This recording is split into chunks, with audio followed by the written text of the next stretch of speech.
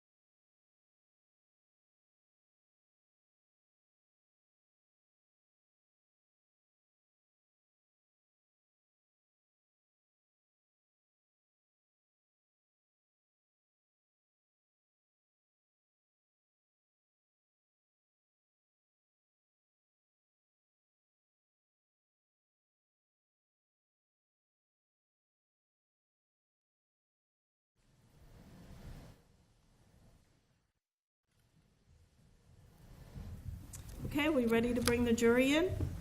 Yes, Your Honor. Defense? Yes, Your Honor, thank you. Okay, let's go ahead and bring the jury in.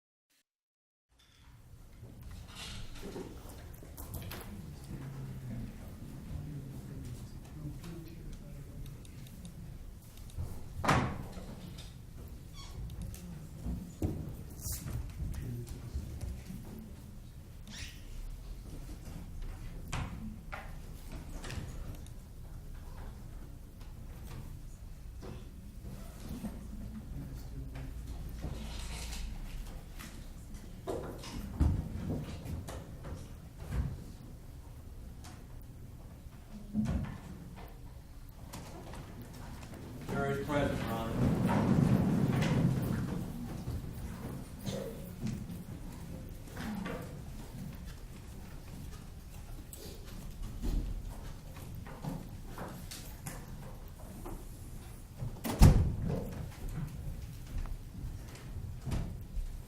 Please be seated.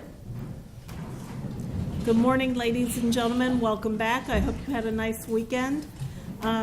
If your answer is yes to any of my questions, please raise your hand. During the recess, the weekend recess, did any of you have discussions amongst yourselves or with anybody else about the case? No hands are being raised. Did any of you read or listen to any radio, television, or newspaper reports about the case? No hands are being raised. Did any of you use any type of an electronic device to get on the internet to do independent research about the case, people, places, things, or terminology? No hands are being raised. And finally, did any of you read or create any emails, text messages, Twitters, tweets, blogs, or social networking pages about the case?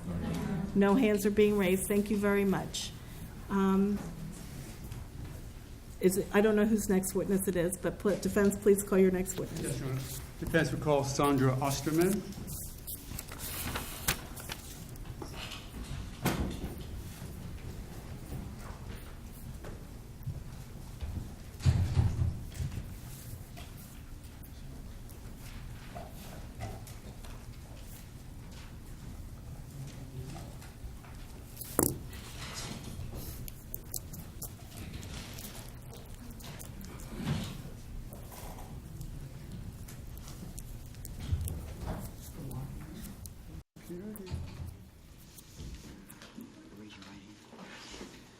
You solemnly swear or affirm that the testimony you give will be the truth, the whole truth, and nothing but the truth, so help you God? Yes.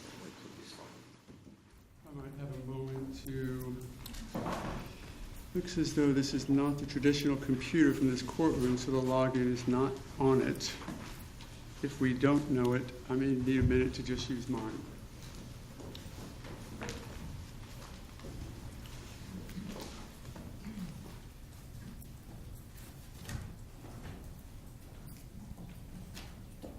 You want the clerk to have the login for the courtroom computer? I don't. No. This might just take a moment. And what I'll do, if you don't mind multitasking, I'll begin with her. Morning, ma'am. State your name, please. Sandra Osterman? And you live here in Seminole County? Yes. How long have you lived in Seminole County? 16 years? Okay. And are you married? Yes. And who are you married to? Mark Osterman? And he's testified before. What's his occupation? He's a federal air marshal? Okay. And he's been involved in law enforcement quite some time, hasn't he? Yes. Okay. And how long have y'all been married? Almost 17 years? Okay. You know George and Shelley Zimmerman? Yes. Tell me how you met George. I met Georgie at a mortgage company called First Trust. back in 2006. Okay. And was that a place where you worked together? Yes, And what type of work did you do back then? mortgage business. And was Mr. Zimmerman doing something similar? Yes, he was in the sales and I was processing. Okay. Did you guys become friends over the time that you worked together? Yes, Did you maintain that friendship? yes, And it's that friendship that brings you here today, is that correct? yes, it is. And I know that you were present or around during the time both preceding the event that brings us here and, of course, right after the event, correct? That's correct. What I'd like to do, however, today is just focus your attention on one subject of that. And that is what we are calling the Lauer 911 tape. To identify it to you, that's the tape that has a voice in the foreground. Turns out her name is Miss Lauer. Voices in the background, or a voice in the background. And then what we now know to be the gunshot that killed Mr. Martin. Right. So before we get to that, tell me, over the past few years, how often would you and George Zimmerman interact? Well, we worked with each other every day, and then his wife and I were best friends, and we'd all kind of hang out together at least every week or so. All right. Have you then had a good opportunity to hear George's voice? Yes, Would that be in person yes, and over the phone? yes. If you would tell the jury sort of the range. I mean, would you hear him, not to lead you, but talking, laughing, just sort of go through the different types of conversations or voices, if you will, that you heard? I would hear him talking and laughing and maybe a little frustrated. And would this be sort of over the several years that you've known him? Right, yes, Now, you acknowledge that you're a good friend of his, correct? that's correct. And you guys have helped each other out over the years, correct? That's correct. Certainly, you helped out or helped the family through the initial stages of this event, correct? Yes, Then there was a time when you could no longer have contact with him yes, because of the case? yes. Okay. Still maintain a friendship, though, from afar? As far as I'm concerned, Okay.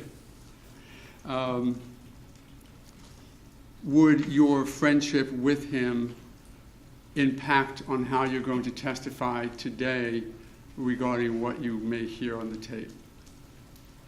as far as would I lie? Well, I guess that's a non-lawyer way to say it. I wouldn't lie for him or anybody. Okay. And let me, if I might, Your Honor, play what's already in evidence as Exhibit 158. You may do so.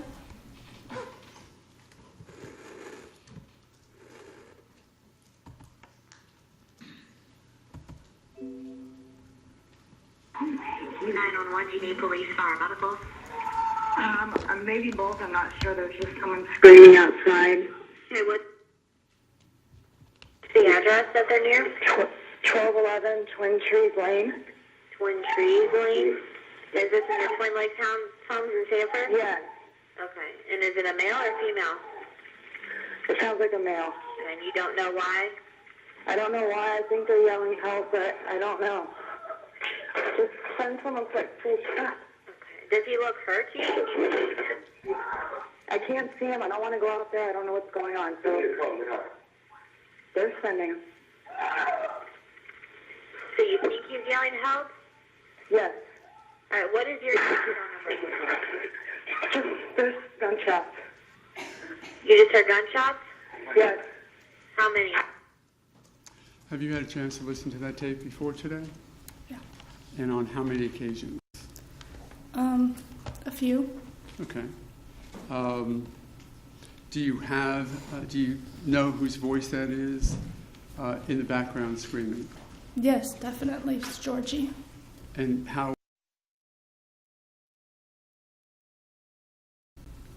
I just hear, I hear it. I hear him screaming.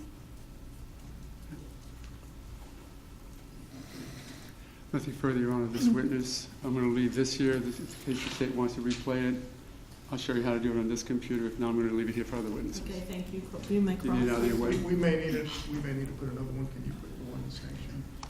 Sure. Oh, I apologize.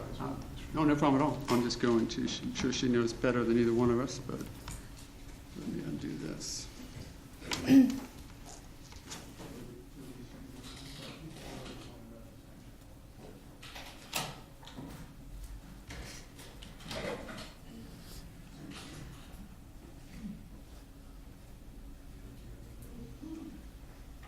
We're just going to need a minute for the technical. And while that's being set up, Ms. Osterman, good morning. Good morning. You and your husband wrote a book on behalf of the defendant, did you not? Let me object, Your Honor. Outside the scope is correct. Under it shows bias. I would like a proffer of how that issue would bias. Overruled. You and your husband, Mark Osterman, wrote a book, the title of it, right, regarding Mr. Zimmerman? Yes, Okay. And I believe you stated that you and your husband, whatever money was made, you were going to donate it to Mr. Zimmerman, is that correct, to his cause? yes, Okay. So you would agree that you have a stake in this, don't you? a stake. Yeah, in terms of the book, how many books have been sold as a result of Mr. Zimmerman being charged with this crime, in terms of you all? How many books have you guys sold? I have no idea. And all the money that is being made from that book, are you all profiting it, or are you donating the profits to Mr. Zimmerman's? Actually, we're depositing it into our savings for George after. Okay, you keep saying George, it's George Zimmerman, we're talking about the defendant, correct? That's correct. Okay.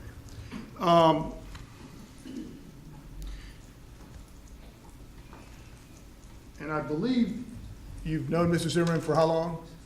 Since 2006. And you met him through work, That's correct. and in fact, you ended up marrying he and his wife, correct? That's correct. And he is left-handed, correct? Yes.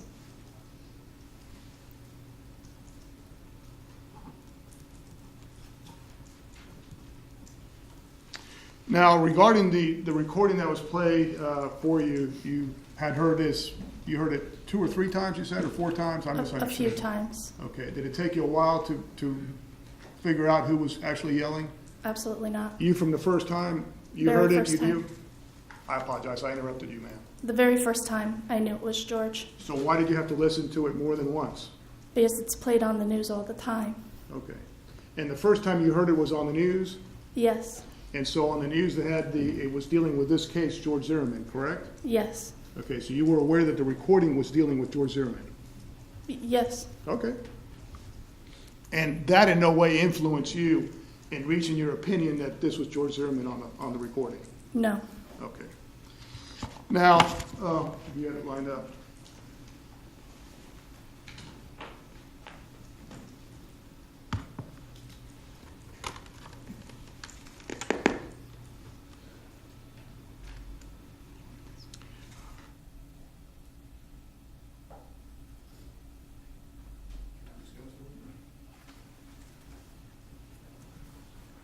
Ma'am, listen to this and tell me if you recognize this voice. May I, These assholes, they always get away. Mr. De La Ronda, if you would, there's an objection.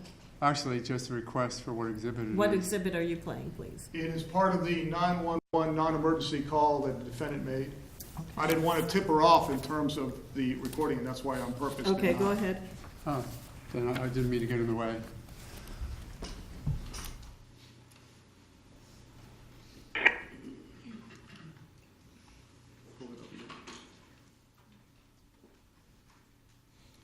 Well, now you know what I'm going to play for you. I was trying to do it so that, but you have heard this recording before, correct? I don't know. Okay, let me play a part. See if you recognize this. Okay. These assholes, they always get away. Do you recognize that voice? Yes.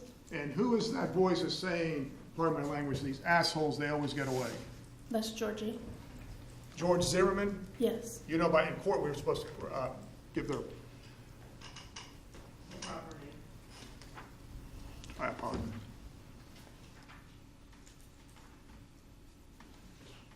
All right. Sorry. Can I just go up here? Okay. And where is the... Let's give you recognize this. Straight in, don't turn and make a left. Shit, he's running. He's running. Which way is he running? Down towards the entrance of the neighborhood. Okay. Which entrance is that he's heading towards? The back entrance.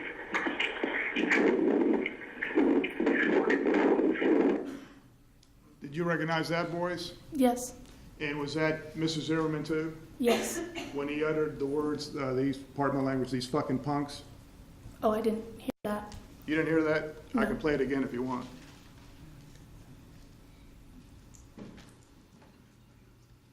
Yeah.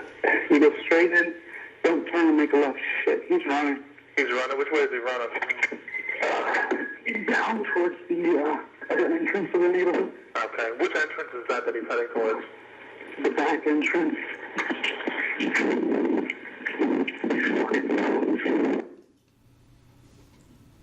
Do you recognize that voice as being George Zimmerman? Yes.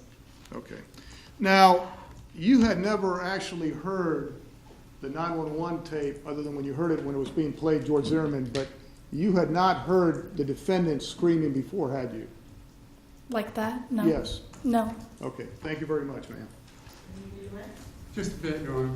Do you need this? No, that's okay. So you heard him say the word assholes, right, Yes. on the tape? Yes. And you've heard him talk for years now, correct? That's correct. Did that word, the way he said assholes, did that give you a sense that he was acting with spite or ill will or hatred in that sense? No. Did that seem to be just to be an offhand way of talking to whoever it was he was talking about? Yes. Did you, knowing as you do George's voice throughout the years, did you even hear, by the way, the second time, did you hear him say the expletive that Mr. Deliando repeated? I didn't hear that. No. So even the second time when you were answering it, you were saying generally that's George Zimmerman's voice, Correct. but you couldn't even hear the words fucking punks on that? No, I didn't hear that. Even turned up as loud as it could be, you still couldn't hear it? I didn't hear it. No. In everything that you heard him say on that tape, was there anything in George's voice that gave you the impression that he was angry or acting with ill will or spite or hatred on that phone call? No.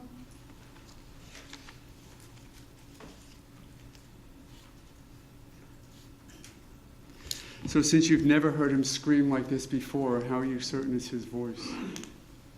I just felt it. I knew that it was him. I just knew it. And I saw the reaction that his wife had in listening to it. I mean, we were all together. It was definitely George. But it is your own opinion, Absolutely. separate and apart from everybody else's, that the voice you just heard was George Zimmerman screaming for help. Absolutely, yes. Thank you. Nothing further, Ron. You were asked about and I'm not going to play it again, but those two things that I played, the two clips, correct? Yes. Where he uttered pardon my language, assholes. Are you saying that he speaks that on a normal basis? I'm On a saying regular basis? I've heard him say it before. Okay, and so you're saying that when he is following somebody and he's referring to these, pardon my language, these assholes always get away, he's just trying to invite them out to dinner? I don't think I said that, no. Okay, so, well, you were asked in terms of your impressions of whether it was ill will or hatred. Does somebody that is talking to somebody else in that manner, you think that they're like saying, hey, come on over and let's talk and let's go out to dinner? Well, I don't think he was angry. You don't think he was angry? Not at all. You were there that night? I was not. I only have what you have to listen to. Okay, so you're speculating as to how he was feeling based on just those two terms, correct? I guess we both are. Right? Yeah. Is that I guess correct? so, yes. Okay, but what you're saying is that when somebody tells the police, which he's talking to, that these, pardon my language, these assholes always get away, he's not upset that in the past people have gotten away and this time they're going to get away. This time Mr. Trayvon Martin is going to get away? You don't take it as that? I don't take it as he's angry, no. Okay. And when somebody, as Mr. Zimmerman did in this case, the defendant said, these fucking, pardon my language, these fucking punks, you're saying that that's a normal term that he uses? Let me object, Your Honor. Foundation, in that she testified she Okay, didn't it's a even hear it. speaking I'm speaking sorry. objection. Improper foundation. Okay, I'll be glad to play it again, Your Honor. okay, please do so. And second, well, the second one would be speculation, even if it's played again, but let him play it again. And we can get you some headphones if you need to. We can go upstairs. Your Honor, in also under 106 request, in the rule of completeness, that the entire tape be played. Okay, go ahead and play the entire tape. Do you want headphones? Yes, I want to play her this part, and I'll be glad to play the entire tape, but I want to focus on this part.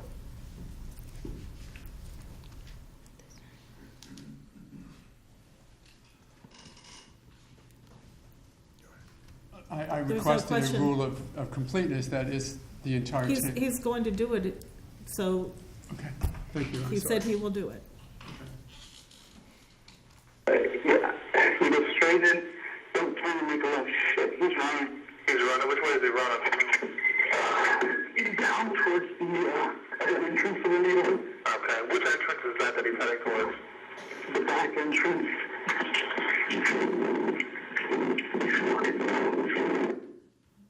Okay. Did you hear him say, Mr. Zimmerman, you recognize his voice, correct? I do recognize his Okay. voice. And you heard him say, pardon my language, shit, he's running, correct? I did hear that, yes. And then you could tell he's out of breath, can't you? I don't know about that. Well, you can tell his voice changes, doesn't it? It didn't, I don't think so. You want me to play it again? I've heard it 3 times. I don't think his voice is changing. You think his voice is just constant throughout that? It seems to be, to Okay. me. And all we're asking you is what you believe, haven't heard that. And you heard the word, pardon my language, fucking, did you not? I did not hear that, no. You don't hear fucking, or you don't hear, pardon my language, punks either? I don't hear that, Okay, no, now we're gonna sorry. play the whole recording.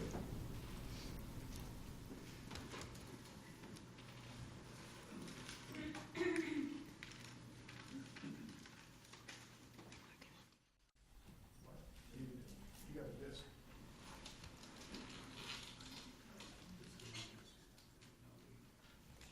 173. 173.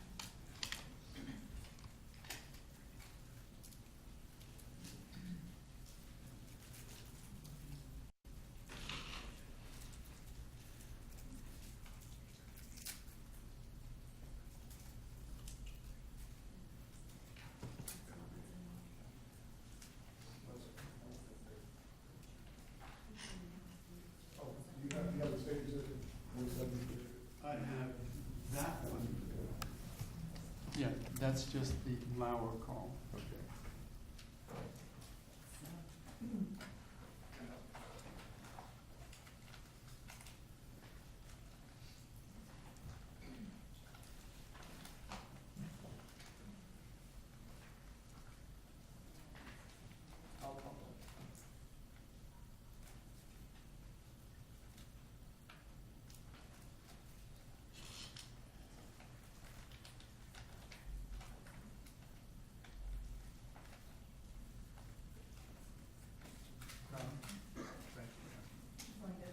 Yes, Your Honor, it's part of the State's Exhibit 173.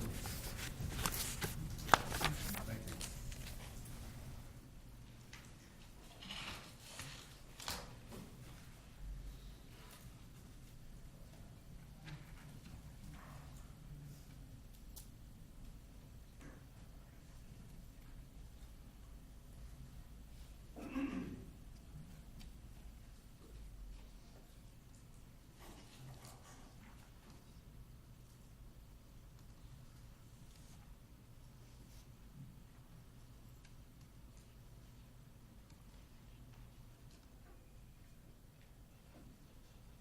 Central Police Department line is being recorded the shots. Hey, we've had some break-ins in my neighborhood, and there's a real suspicious guy. It's Retreat View Circle. address I can give you is 111 Retrieving Circle. This guy looks like he's up to no good, or he's on drugs or something. It's raining, and he's just walking around looking about. Okay, and this guy, is he black or Hispanic? He looks black. Did you see what he was wearing?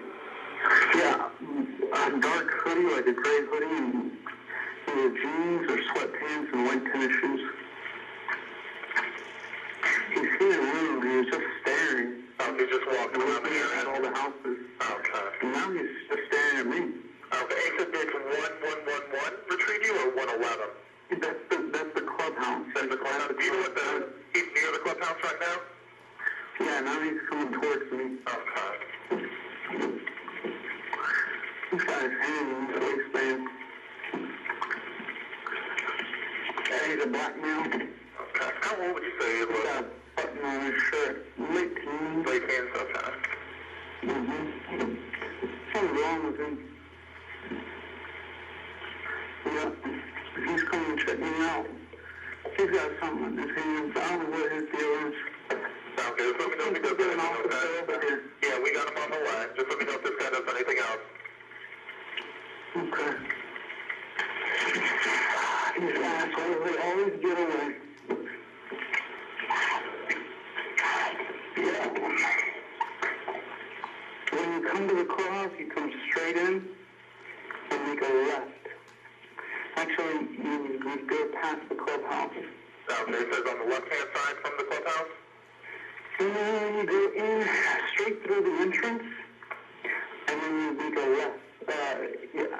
You go straight in, don't turn and make a left. Shit, he's running. He's running? Which way is he running? Down towards the entrance of the neighborhood. Okay, which entrance is that he's heading towards?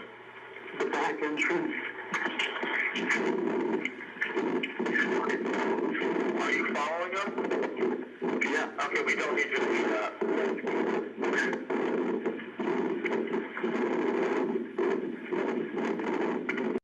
Alright, sir, what is your name? George. He ran. Alright, George, what's your last name? Zimmerman. And George, what's the phone number you're calling from?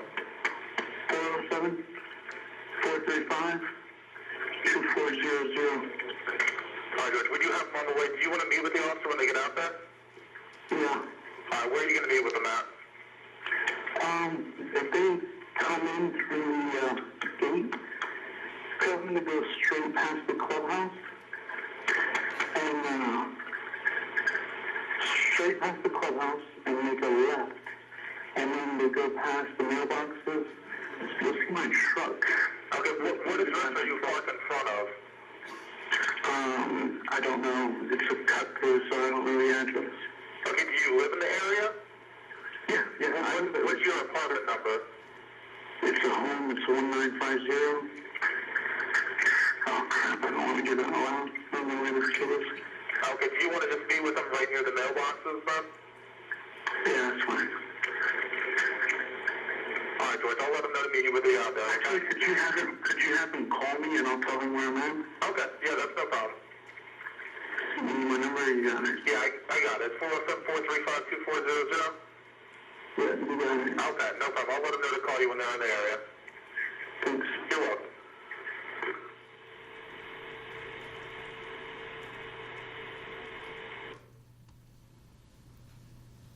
I believe that was the entire tape, the phone call that he made. You recognize the defendant's voice? Yes. Okay. You were also asked by Mr. O'Mara whether you, in terms of you being positive that the voice you heard on the other call, you want me to play that again for you? No. Okay. You recognize it as being, you believe George Zimmerman, is that correct? Yes. Okay. And in that call, when you heard the cries for help, correct? Yes. Did you ever hear any interruption at all? Did they interrupt, or were they continuous cries for help? Weren't they continuous cries for help? Yes. Okay. Appeared to be.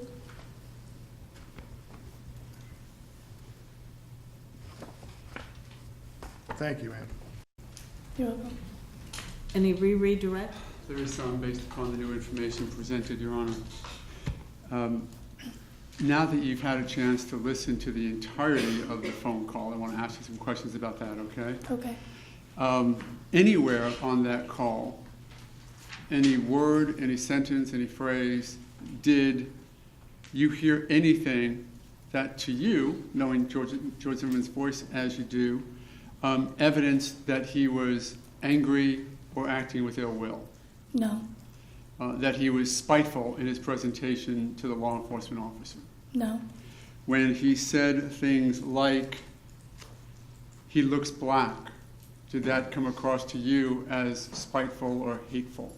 No.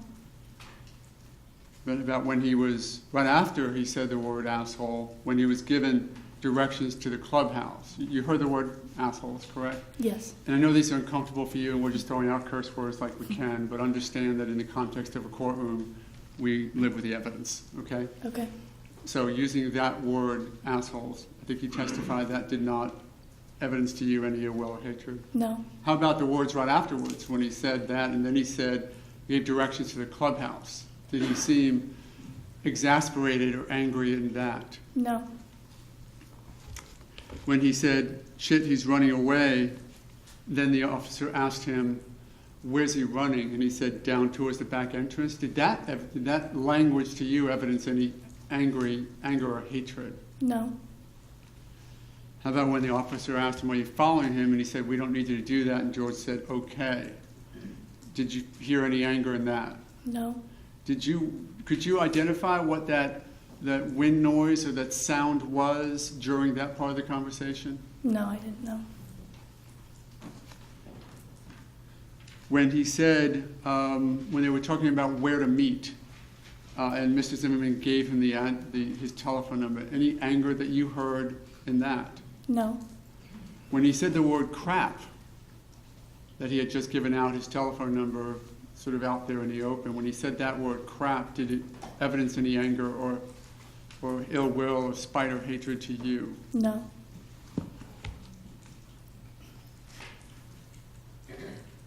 And how about right after you used that word when he just said, yeah, I'll meet you at the mailboxes, or no, just have him call me? Did you hear anything in his voice that gave you an idea that he was getting upset or that he was angry at anybody, never mind the person who may have been him talking about? No, I didn't. And Mr. De Leonda asked you whether or not those screams were continuous, and you said you thought so?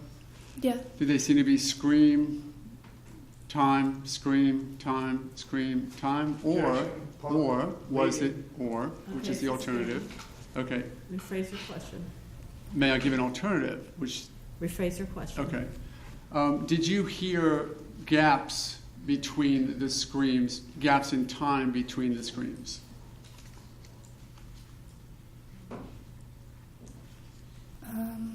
Let me ask it this way. Was that one long, continuous scream without any stopping, or was it individual screams? I don't think it was long and continuous, but there were a lot of cries for help. Okay. A lot of separate cries? Objection, leading question. Sustained. Nothing further than, Your Honor. Okay, thank you. May Ms. Osterman be excused? Yes, Your Honor. Yes. Thank you very much. You may be Thank you. excused. Call your next witness, please. Defense will call Mark Osterman, Your Honor.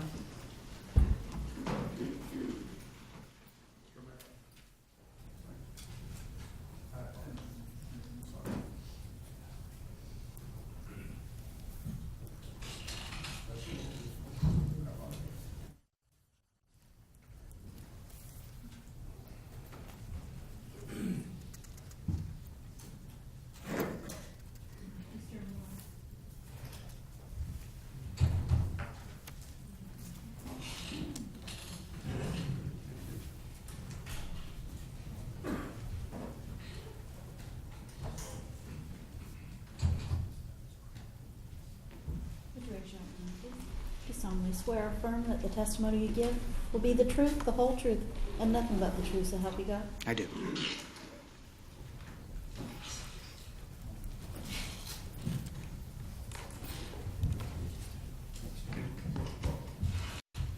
You may proceed. Thank you, Your Honor. Good morning, sir. State your name.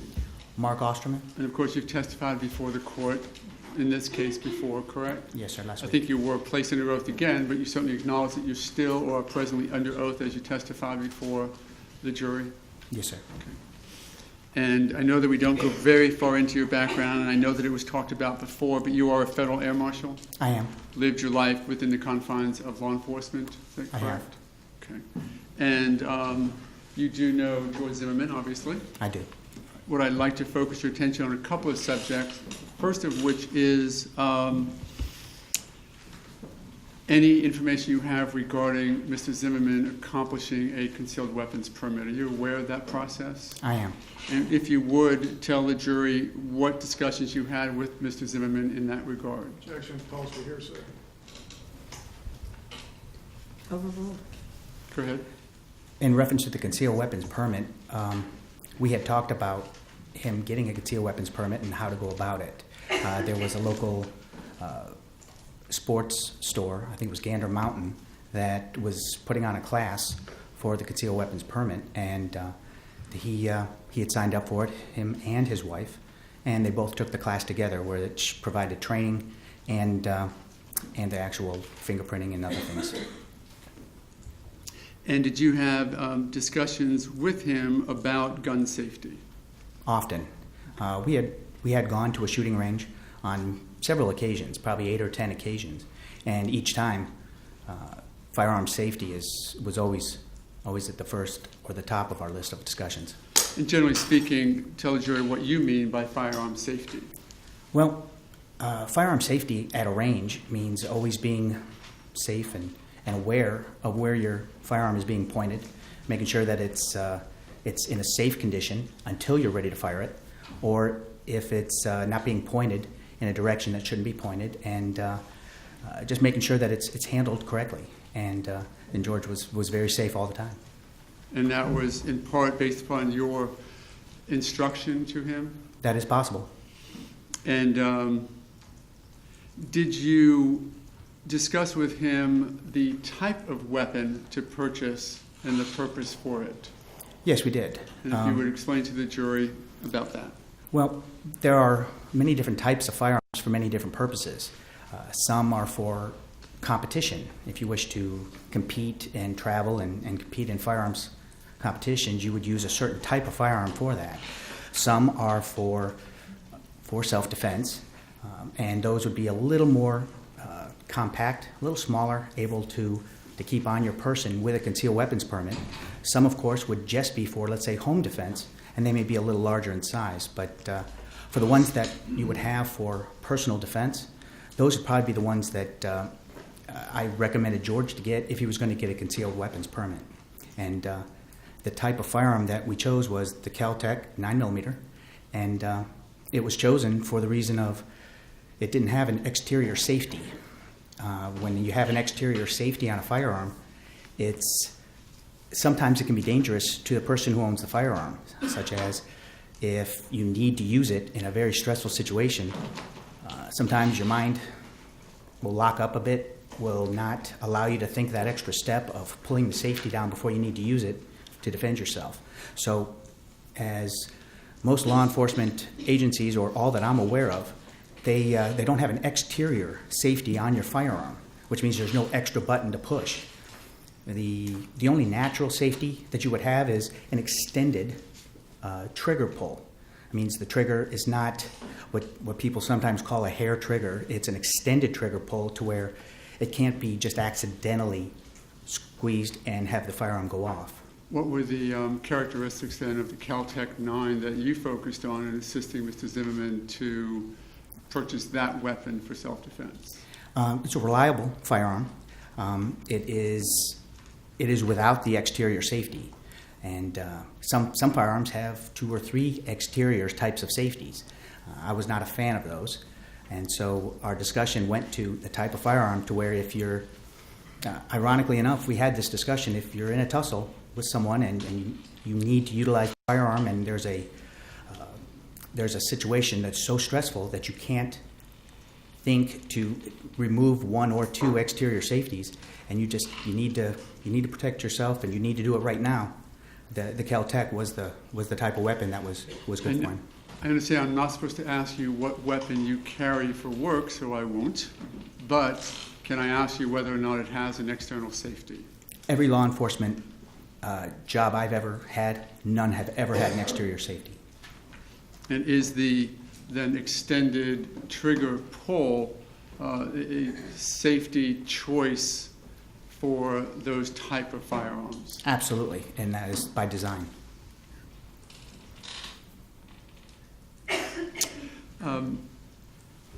Did you have any conversations with Mrs. Zimmerman as to how to keep the firearm, whether it be in a loaded position, unloaded position, or how that would be then ready for use if necessary?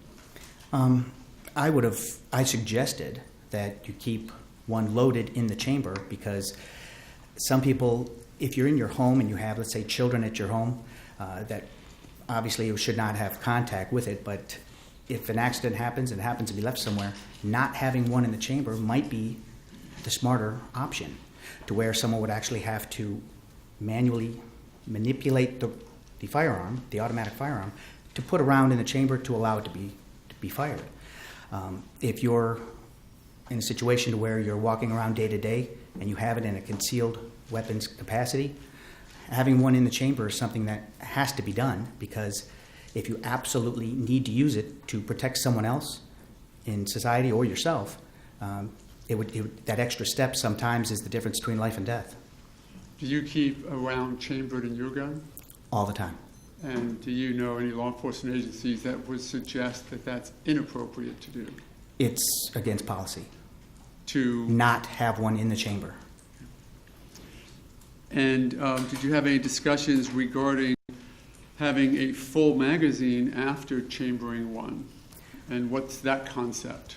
Well, the suggestion I made to George was we had talked about that, and how he had heard that by not adding the extra the round in the magazine did something to the spring. It kind of maybe compressed the spring down too long, and maybe firearms that were made back in the 70s or 80s, the springs weren't made of as good a material, so the spring had what was known as a memory. But in today's firearms, especially with the Cal-Tech, there is no reason I can think of why you wouldn't, after loading a round into the chamber, why you wouldn't add another into the magazine in case you needed that. There's no reason why not to have that.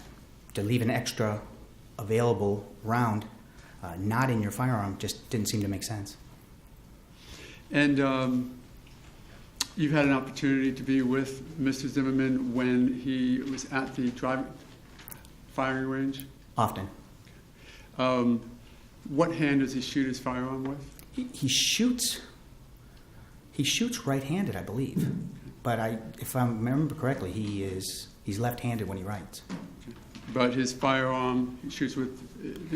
First of all, when you hold a firearm, obviously, do you use two hands if you can? And if so, which dominant hand would you use? Well, the hand that squeezes the trigger would be the dominant hand. And I believed he was right-handed when he fired his firearm. And so the right hand would be holding the firearm, and then, of course, the right index finger is what pulls the trigger. If there was evidence, and you may not be aware of it, of the gun being on his right side, what would be the normal process for removing the holster from the firearm to fire it? Objection, this is speculation. Sustained. Do you know of any training which would suggest sort of the cross-body presentation, going across one side and bringing it out rather than going up and out? Are you aware of that? Absolutely. Oh, I'm sorry. What's the objection? Relevance as to this case? He's not. It's sustained. Did you have discussions with Mr. Zimmerman as to how and where to maintain his firearm in a concealed way? My discussions with him for anything firearm related like that was do what is comfortable, do what feels most natural, because if a stressful situation is thrust upon you, you're going to always go back to what feels natural and what you've trained with. So is it then important in your discussions with Mr. Zimmerman that he have consistency in how he handles his firearm? Absolutely.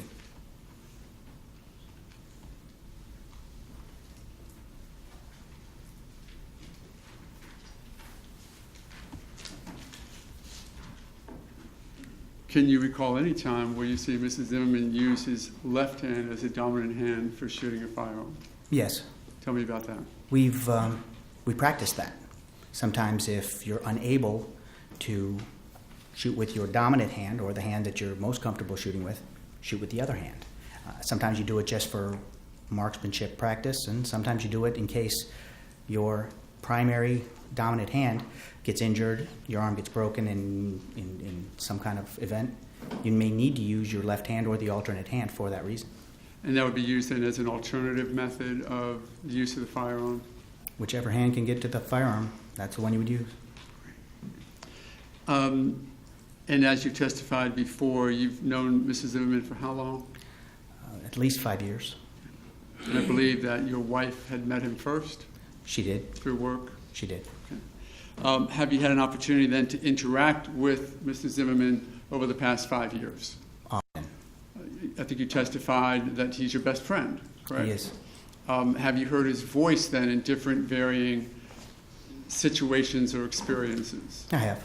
And just an overview of sort of the different types of voice, conversational, laughing, whatever it might be, as sort of the spectrum of what you've heard Mrs. Zimmerman and his voice sound like.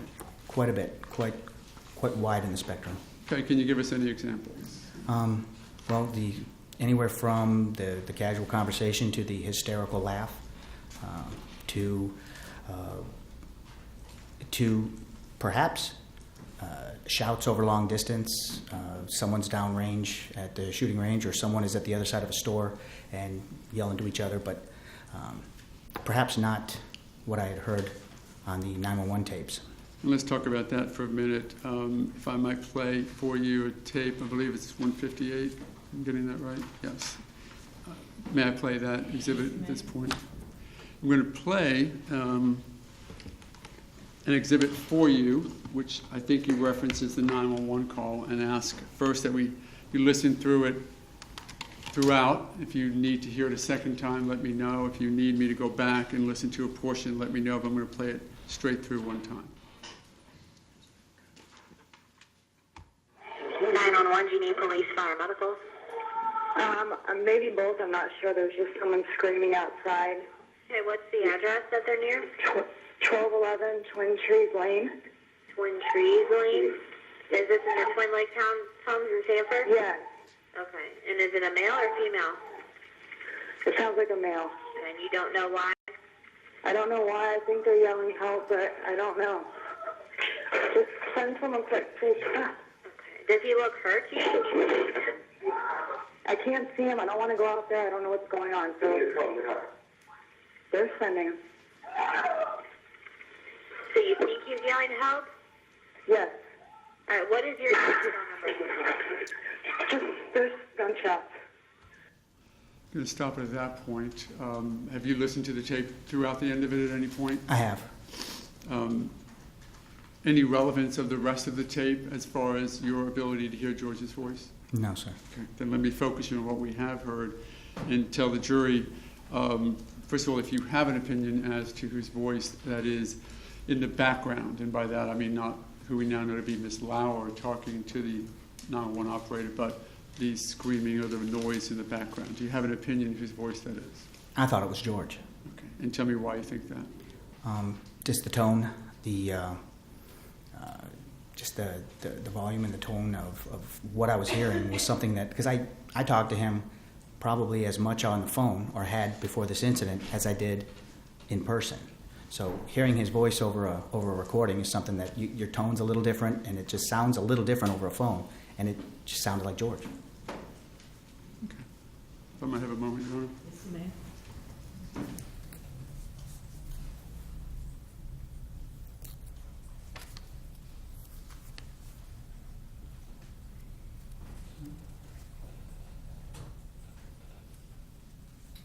Question or two, just concerning the decision regarding the Caltech.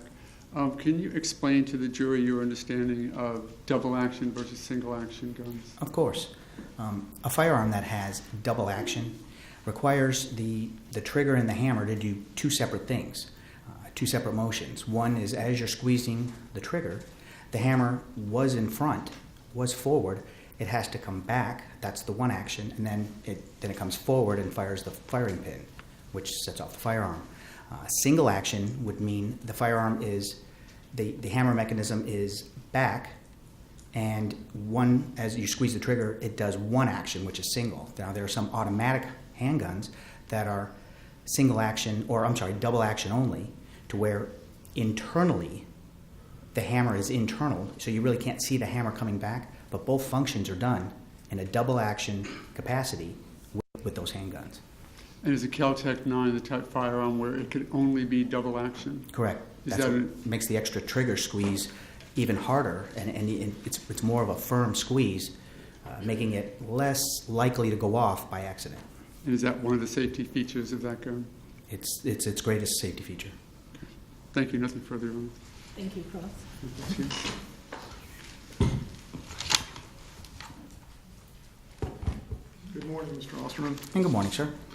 I think we briefly talked about the book last time. You did write a book with your wife, right? Correct. And all the proceeds are going on behalf of George Zimmerman, is that correct? That is correct. Okay. How many books have been sold so far? I'm not sure. Tate Publishing would probably know best. Okay. They would probably give us the best number. But whatever money has been obtained so far, you're setting it aside for the defendant George Zimmerman, correct? Correct. Okay.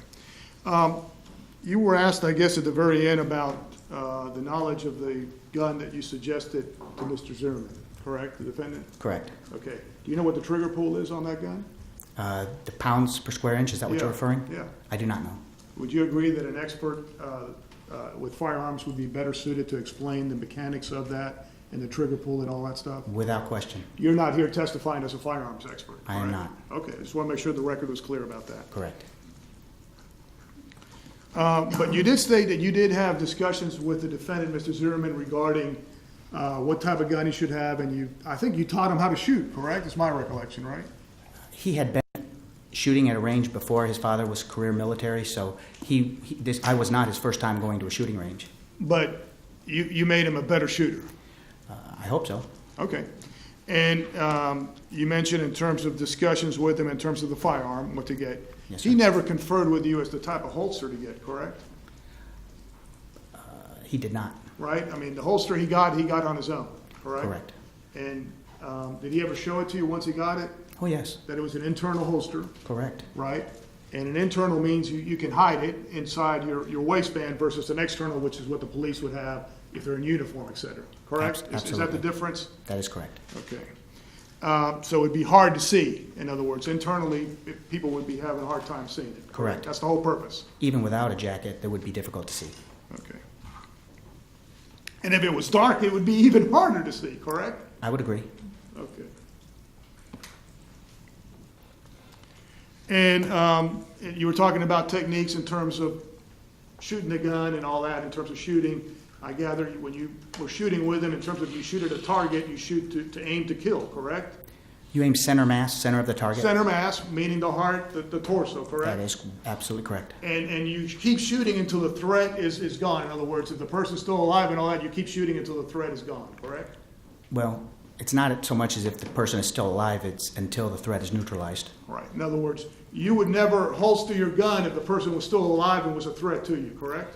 Well, I disagree with that. You would? I would disagree. My thought would be that the minute let's say someone was a threat to me with a knife or a firearm, even if they had the knife in their hand, but they surrendered and went and started following my instructions, I would consider them neutralized. Okay. Other than in that scenario, if they're still a threat, you would keep shooting, correct? Not if they're not aggressively harming you.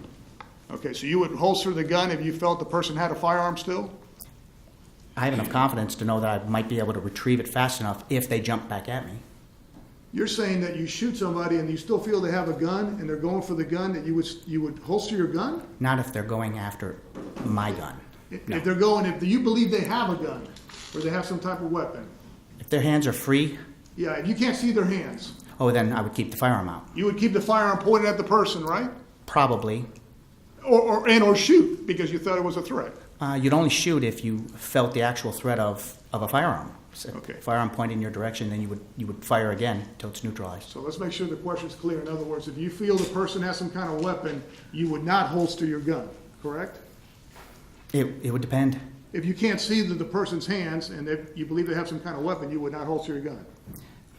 It would depend. It would depend on the type of weapon. Okay, well, if you can't tell it what type of weapon they have, but you believe they have some kind of weapon, they're a threat to you, would you holster your gun? Well, I'm a person that would give police commands and give that kind of commanding presence, and if someone's not obeying the commands right on the heels of a very stressful and physical confrontation, I would probably keep the firearm out. That may be what I would do with the training I've had. Yes, sir. And you talked about the gun in terms of how many rounds, and I guess technically people refer to as bullets, but you know it's actually referred to as a round, and then Correct. the bullet is the part that comes out of the gun, right? So just make sure the jury understands. Good distinction. Right? Yes, sir. Okay, and you got the cartridge, et cetera, and you got the Correct. gunpowder. But you're saying that you would fully load and have one in the chamber already, Always. right? There's no reason not Now, to. You're saying that that's per policy, you're talking about police officers. Police officer policy in every department I've ever Right. worked Now, with. there is a distinction. You're not telling every citizen is when they get a permit, they're told automatically that they have to have Absolutely a gun in the chamber. Not at all. You're talking about police officers. Correct. There's a difference, right? I agree.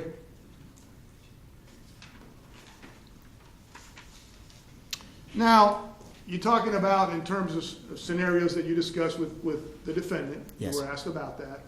If you shot at somebody, right, and you didn't realize whether you had shot him or not, and the person said give up, what would you do if they still were a threat to you? If they were still a threat, Yeah, would you shoot him then?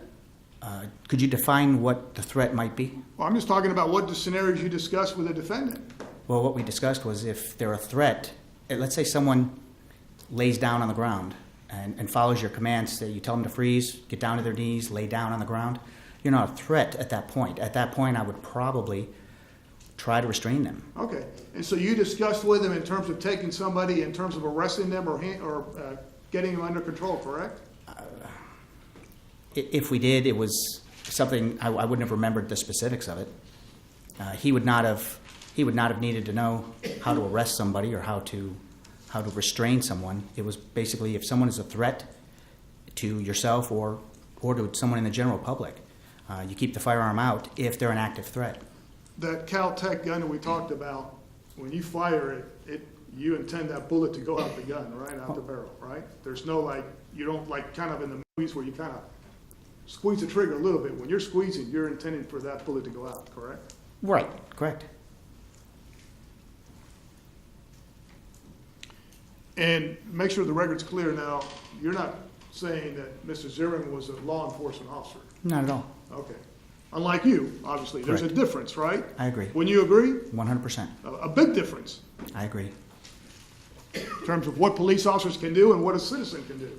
The authority is Right. much different, correct.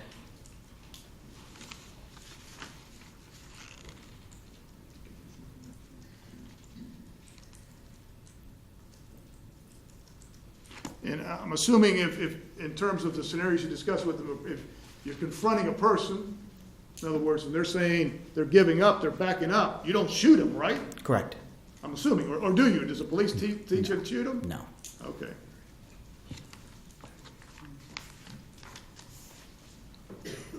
You mentioned about left-handed, right-handed. Did you say that he had shot the gun left-handed? Did I understand We you had correctly? practiced both. So he was proficient in shooting it left-handed, but right was his dominant hand? Proficient is a relative word. Could he pull the trigger and hit the target? Absolutely, I wouldn't consider that proficient. It's just familiar. Okay, so he could shoot the gun and hit the target with his left hand. Left or right-handed. Okay, but he was better right-handed than left-handed. Would that be fair? I thought so. Okay.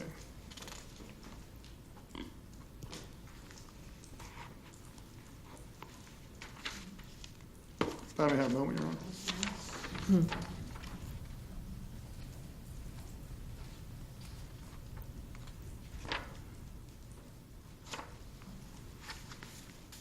Thank you, sir. Thank you. My pleasure.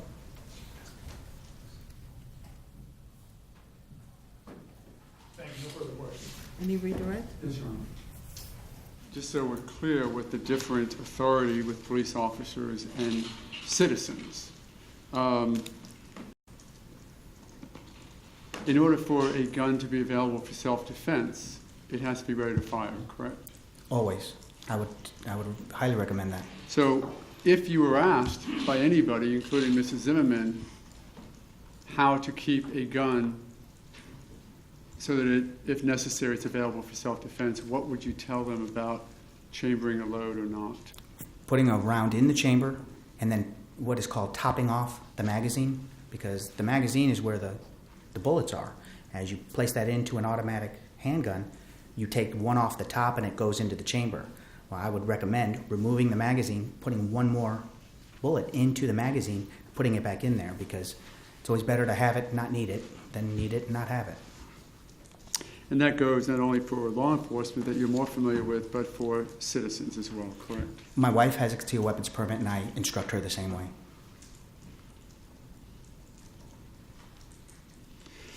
When you say the training for firearms includes focusing on center of mass, what does that mean? Firearms at the range, to shoot firearms at a target, at a paper target, is difficult. It's almost like a golf swing where you need to do many things correctly, and if any one of them isn't correct, then you're off of your target. So you try to concentrate on doing everything correctly. But in a stressful situation, to aim at a particular point, such as, I guess in Hollywood, they sometimes shoot for the arm or they shoot for the shoulder or something of that nature. That is such a small area that if you feel threatened, you aim for the largest area that you can get to stop the threat, to remove the threat.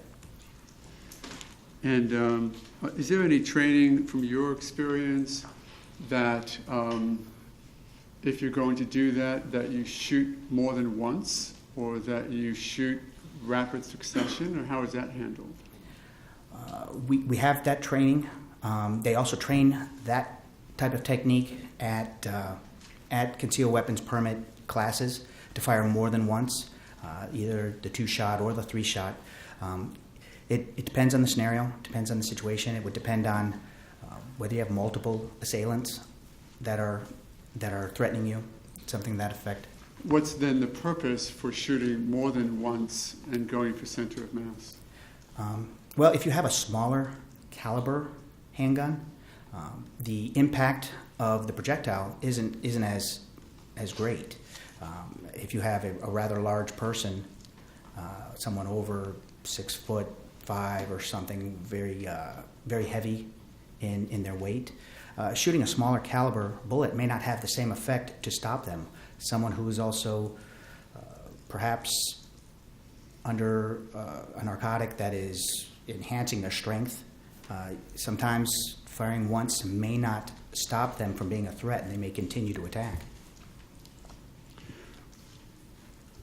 You had talked with Mr. De Leonda about the internal holster, that you were not there when that was chosen?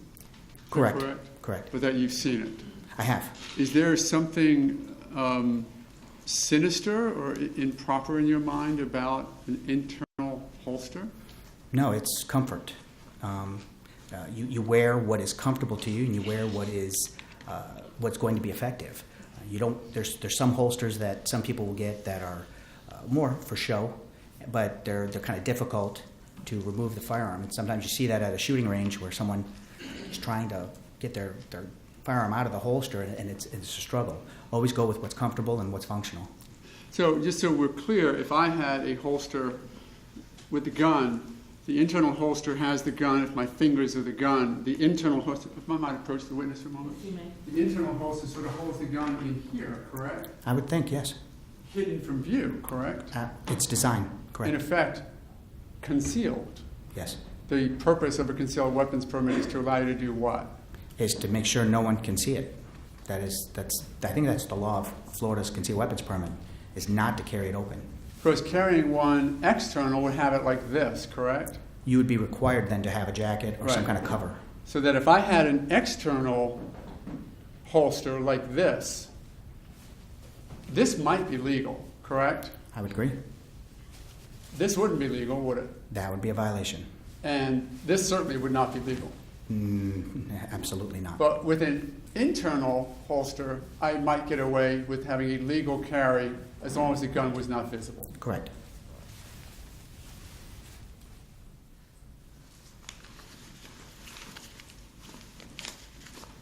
Thank you, Your Honor. Nothing further. Thank you. Very briefly, Your Honor. You mentioned in terms of that you shoot more than once, it's called a double tap, I believe, right? Yes, sir, it is. In terms of if the threat is still existing, you're shooting not just once, you're shooting twice or 3 times, however many times, correct? Correct. And normally it's twice. Well, we practice that All right. over and over and over again. Correct. Thank you very much, sir. Thank you. May Mr. Osterman be excused? Yes, Your Honor. Thank you very much, sir. You are excused. Call your next witness, please.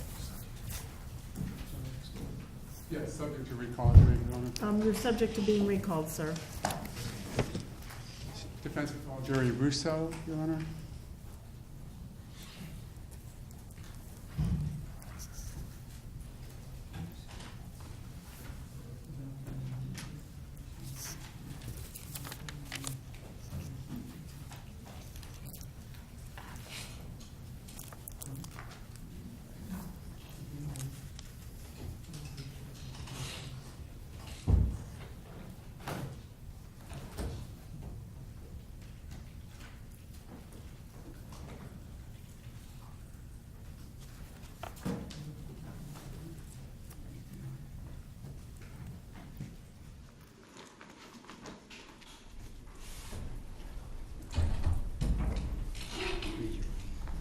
Do solemnly swear or affirm that the testimony you give will be the truth, the whole truth, and nothing but the truth, so help you Yes. God?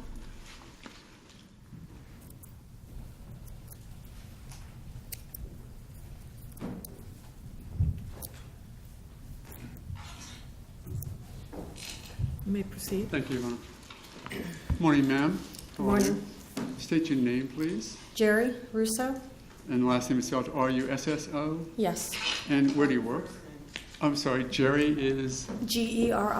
that's probably the more difficult one. There's probably more variations. And where do you work? I work for Digital Risk. And what type of company is that? Digital Risk does audit reviews of defaulted mortgages and also origination mortgages. And how long have you lived there? I've Lived been there. How long have you worked there? I'm sorry.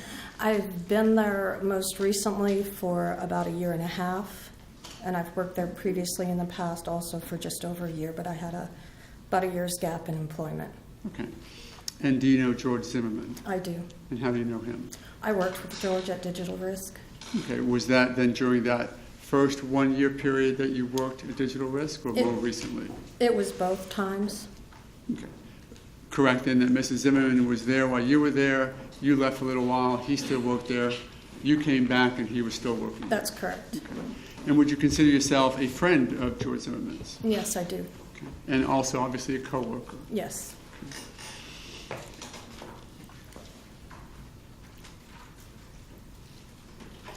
Even during the year that you weren't working there, would you keep in touch with George, Mrs. Zimmerman? Yes, we did keep in touch. Did you know his wife as well?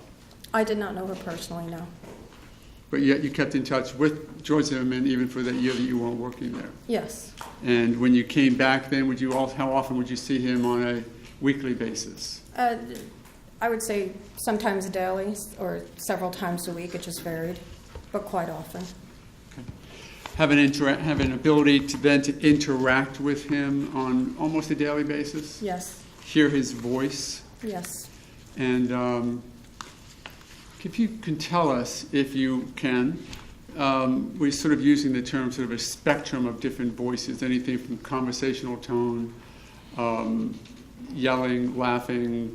You sort of tell us, to the extent that you've heard him speak in different ways, tell us about that, if you would. Normal conversation, personal conversation, work conversation. I've heard him speak in English. I've heard him speak in Spanish. You've heard him laughing or yelling? I've heard him laughing, not yelling. Okay. And my understanding is, of course, you know while we're here, the event that happened on February 26th of 2012, correct? Yes. And you had, did you speak to him just after that event?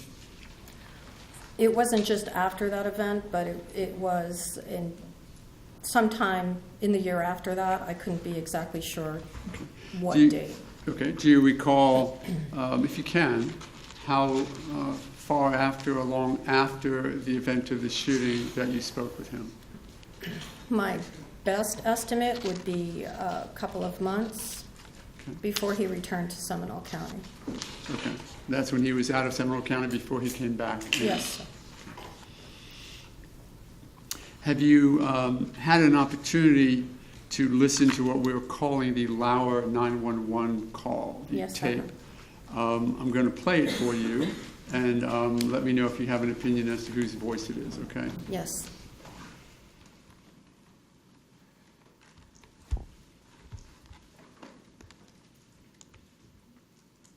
I might have just a moment, Your Honor.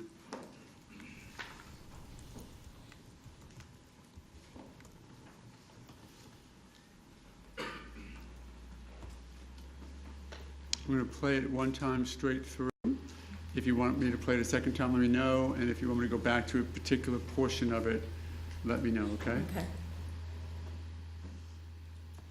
911, do you need police, fire, medical? Maybe both. I'm not sure. There's just someone screaming outside. Okay, what's the address that they're near? 1211 Twin Trees Lane. Twin Trees Lane? Is this in the Twin Lake Homes in Sanford? Yes. Okay. And is it a male or female? It sounds like a male. And you don't know why? I don't know why. I think they're yelling help, but I don't know. Just send someone quick. Say, okay. Does he look hurt? I can't see him. I don't want to go out there. I don't know what's going on. So they're sending him. So you think he's yelling help? Yes. All right. What is your phone number? There's gunshots. Have you heard that tape before? Yes, I have. If you would tell the jury how many times or when and circumstances. I've heard it less than half a dozen times, and mostly on the TV news. The first time I heard it was on the news. Okay. And were you able, well, first of all, do you have an opinion as to whose voice that is? Yes. And whose voice is that? And let me premise it this. We know that we hear someone in the foreground, a person by the name of Ms. Lauer, who's talking to the 911 operator. Mm-hmm. Could you hear the noise or the yelling in the background? Yes, I could. Can you identify whose voice that was yelling in the background? George's. Okay. And how do you know that? I recognize his voice. I've heard him speak many times. I have no doubt in my mind that's his voice. You said that you heard the tape several times. Was that mainly listening to it on TV? Yes. Were you able to identify Mr. Zimmerman's voice during the very first time that you listened to it? Yes, my immediate reaction was, that's George's voice. Was anyone there prompting you in any way to identify the voice as one particular person over another? No. Is this just something that you listened to on TV by yourself or with family members? I was in my home. I had the news on in the background the first time they played it, and I believe I was by myself.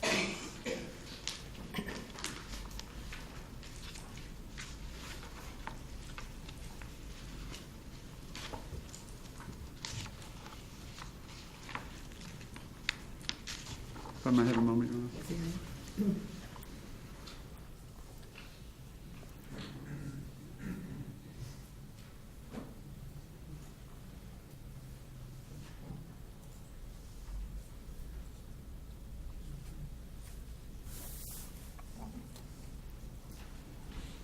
Thank you, Your Honor. No further questions of this witness. Thank you. Cross? Thank you, Judge. Just left there. Good morning, ma'am. Good morning. Ms. Russo, actually, you would characterize yourself as a good friend of the defendant's, correct? A good friend, a work friend. Well, but you and he would communicate outside of work as well, true? Occasionally, yes. You would text him? Occasionally, He would yes. text you back? Occasionally, yes. Tell the members of the jury, if you would, When's the first time you heard that tape that was just played for you? You said you heard it on the news. My question is when? When? I would say soon after it was initially released to the media. Do you recall what month that was? I do not. You understood at that time that George Zimmerman was under investigation for the murder of Trayvon Martin? I don't know at the point that I heard the tape that he was under investigation, no. He wasn't at work, was he? No. Where'd you think he was?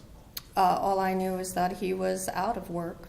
You had no idea that he was being No, I investigated didn't. about the Well, murder let of me Trayvon clarify. Martin? You're asking, I knew about the incident that occurred, but as far as whether he was under any type of particular investigation, I can't recall at the particular moment that I heard that on the news that there was a active investigation. If I said I knew that or I didn't know that, I'd be guessing.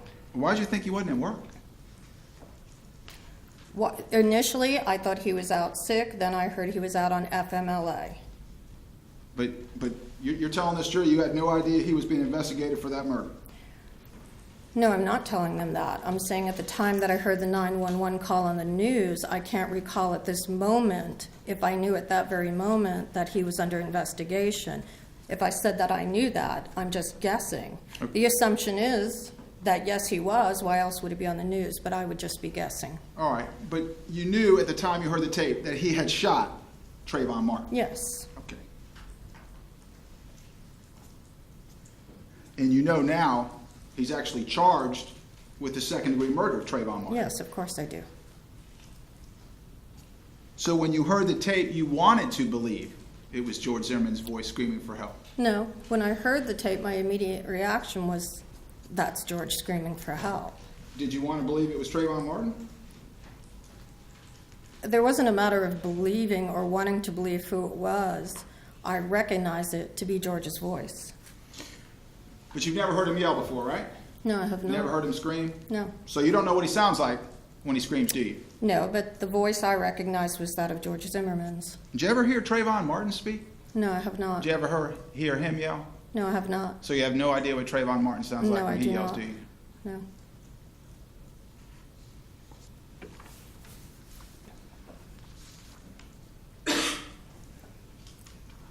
Thank you, Judge. Thank you. Thank you, Any ma'am. redirect? Thank you. Very, very briefly, Your Honor. You understand now that he was actually Mr. Zimmerman was out of state just shortly after the shooting, correct? Yes. Object to that is calling for speculation. I Unless think, you know. Your Honor, Well, it'd be sustained unless she knows. okay.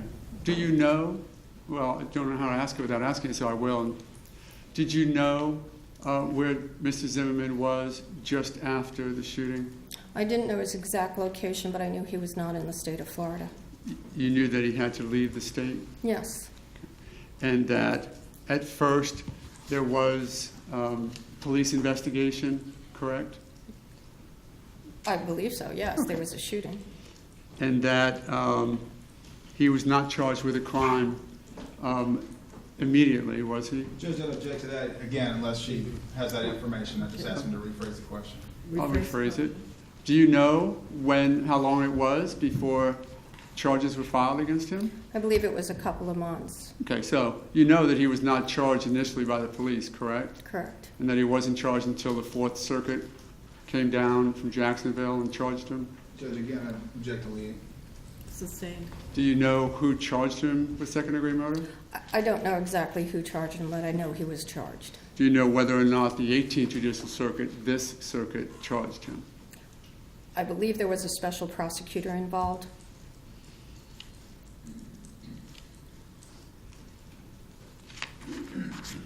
You were asked when the first time was. Question, I think he asked you the question, didn't you really want it to be George? Weren't you hopeful that it was George Zimmerman screaming? And what was your answer? I just immediately recognized it as George's voice. There was no hoping it was one person or the other. And you understand that you're under oath as you sit here today, Yes, correct? I do. Is your friendship with Mr. Zimmerman, any hopes you may have as to the outcome of this case, is that affecting your testimony here today? Absolutely not. If it was your opinion that it was not George Zimmerman's voice on the tape, would you testify to that as well? Yes, I would. Thank you. Nothing further. Thank you. May Ms. Russo be excused? Yes, Your Honor. Okay, thank you very much. You are excused. Please call your next witness. Might suggest a time for the morning break if we're going to take one. Do you all need a break? Ladies and gentlemen? Defer to that. They're good. Call your next witness, please.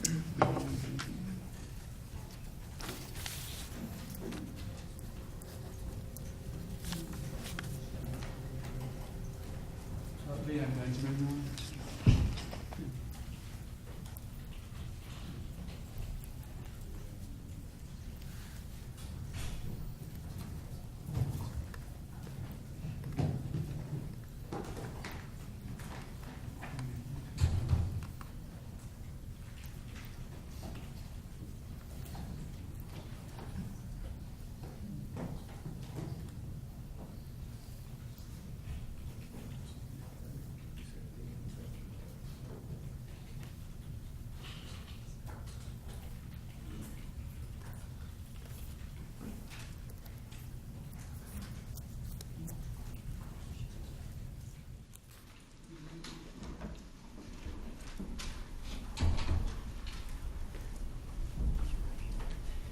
Do you solemnly swear or affirm that the testimony you give will be the truth, the whole truth, and nothing but the truth, so help you God? I do.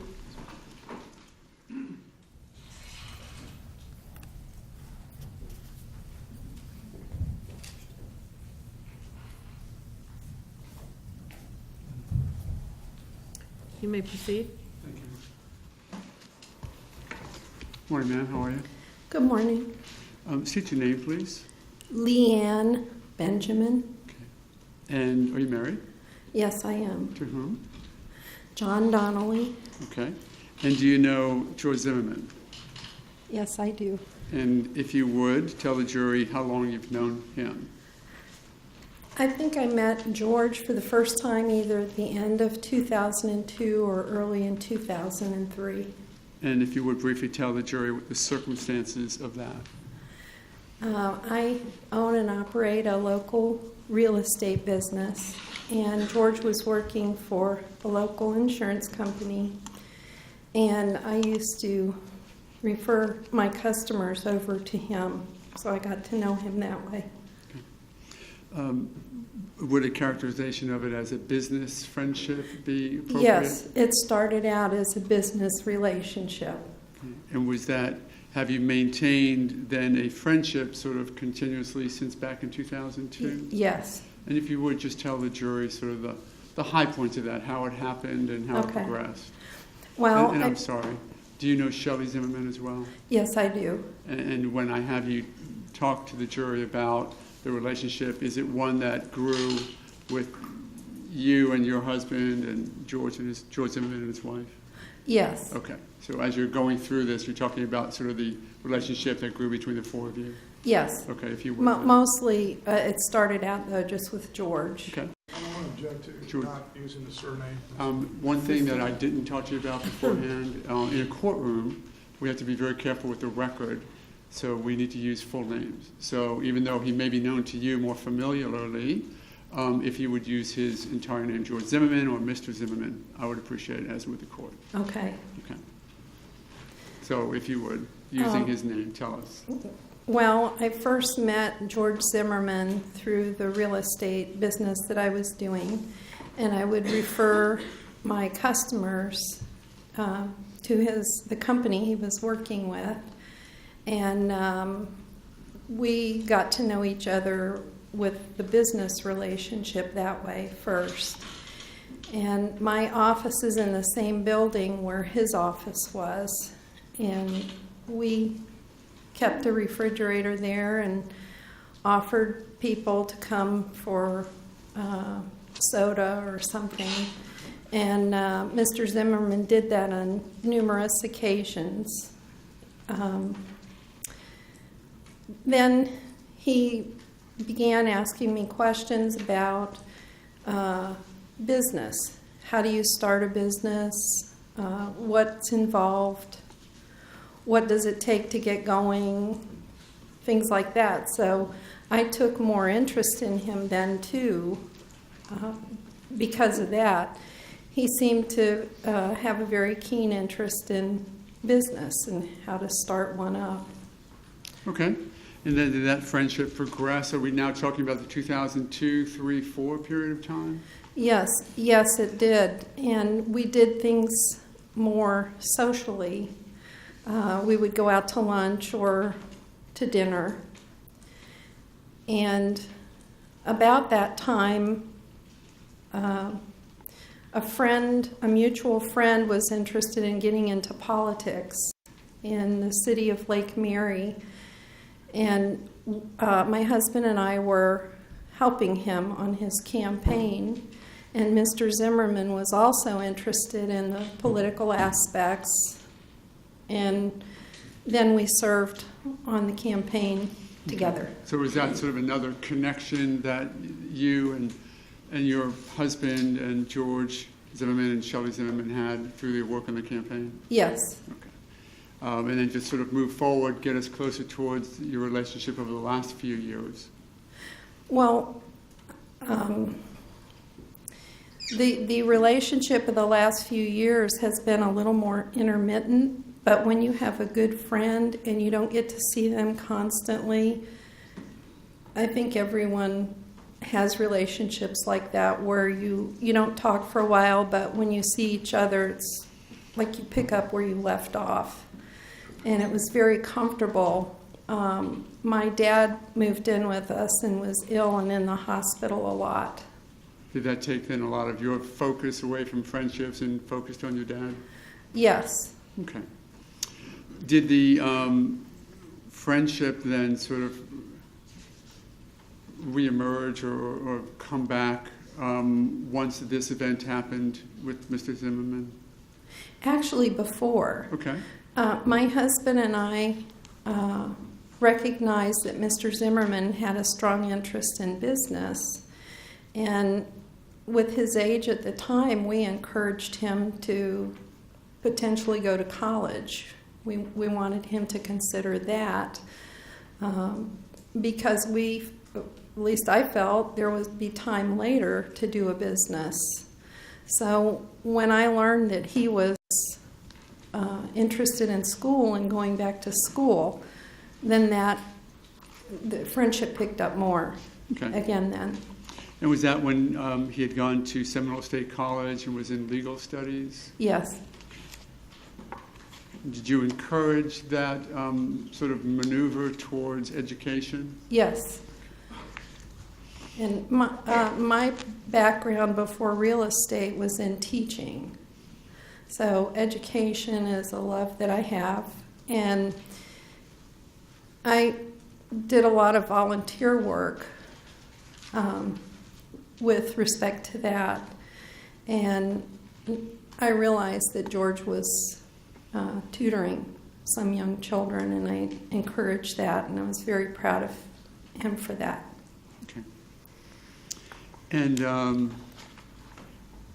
leading us up to sort of what happened that brings us all here today, you knew what happened with Mr. Zimmerman being involved in a shooting? I do now, but I didn't at the time. I did not hear about it or notice the news because my dad was having a very difficult time medically, and I was spending a lot of time with him. So I was not paying attention a lot. At some point along the way between February 26th and today, though, you became aware of what Mr. Zimmerman is going through with his second-degree murder charges here? Yes.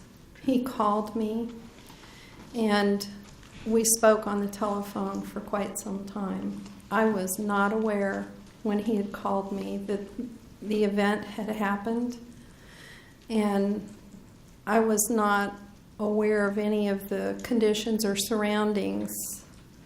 So when we spoke on the phone, I spoke to him as my friend, and we just talked. Okay. And do you recall approximately when that first conversation occurred? Well, And I'll premise it with this. The asking of a question doesn't suggest there has to be an answer. yes, So I the don't fact know. that if you don't know, and that's okay, if you can give us the year, the season, or not. It was within a couple weeks After the event? after the event. Okay. He had tried to call me before that, and I said, please excuse me, but I'm taking care of my dad, so I couldn't talk. He tried, and then we finally did get to talk. And at some point then, did the friendship sort of reemerge again because of what Mrs. Zimmerman was going through? Yes, And I know from other sources that you have helped Mrs. Zimmerman out generally. Is that correct? yes, that's correct. Explain to the jury about that. Well, it was very important to me to offer my support to him, and I wanted to do what I could to help him. Mostly we just talked. Mm-hmm. Did you, have you and your husband even helped him out financially? Yes. And explain to the jury about that, if you would. My husband noticed his website and donated some money. We have on occasion taken them some food, and my husband took him down to Men's Warehouse and got him some clothes. And that was in preparation of the trial, correct? Correct. He's probably wearing one of the jackets right now. Yes, I think so. Would that connection to the Zimmerman family affect how you testify here today at all? I don't think so. I don't believe so, because I just believe in telling what I know. There has been a lot made about a 911 call to a woman we now know as Miss Lauer. Have you ever had an opportunity to listen to that phone call? Yes, I have. Okay. Do you have an opinion as to whose voice it is that you hear in the background? Yes, I do. Okay, I'm going to play it for you, and then tell me, first of all, if you want me to replay it, if you need me to stop and go back, or whatever may need to be done, okay?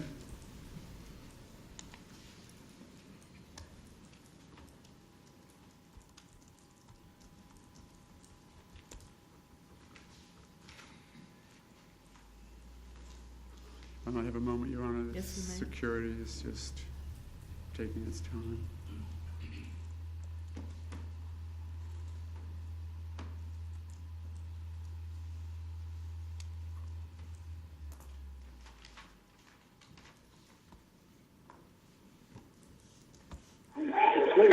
Do you need police, fire, medical?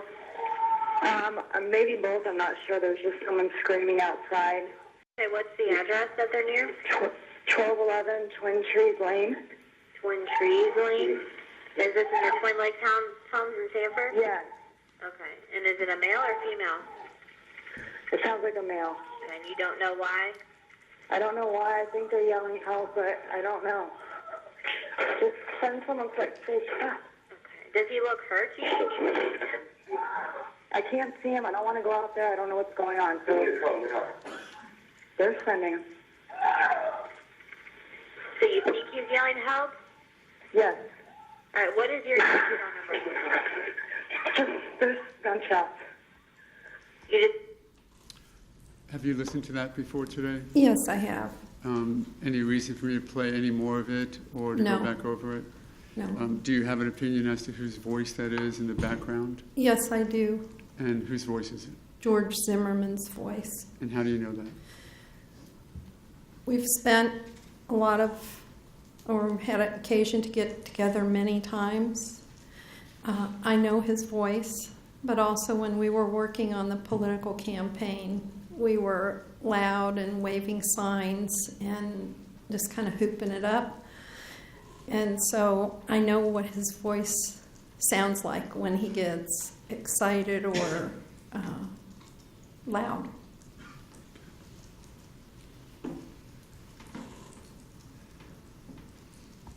I'm gonna have a moment.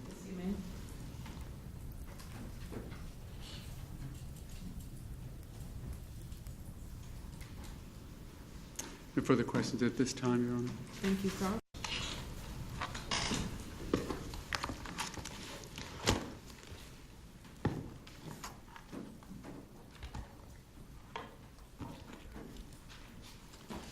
Good morning, ma'am. Good morning. You and your husband have contributed, I believe, $2,500 on behalf of the defendant, George Zimmerman, correct? That's correct. And then I think there was some additional money that was provided to him, I think 500 or 400, and then now you've mentioned clothes, et cetera. Is that correct? I don't know about the amount. My husband Deals with that? deals with that. And for the record, your husband's name is John Donnelly, is that correct? Yes, that's Okay. correct. But you acknowledge that you and your husband have contributed Yes. to the defense fund, correct? Yes, that's correct. Okay. Now, if I understand it correctly, there was a period of time that when he was younger, the defendant, George Zimmerman, you were close to him in terms of the business, and then your dad was sick, so for a period of time, you were focusing obviously on your dad. Correct. And then after he was involved in this, then you got caught up again, if I got that right? No, before. Right before, or? No, several months prior. Okay, so that would have been, if this happened in February, you're thinking December, or? Yes, Okay, December of 2011. yes. But for a period of years, I guess you weren't keeping up with him, and then you got, Oh, we were You were? talking. We just didn't get together a lot. okay.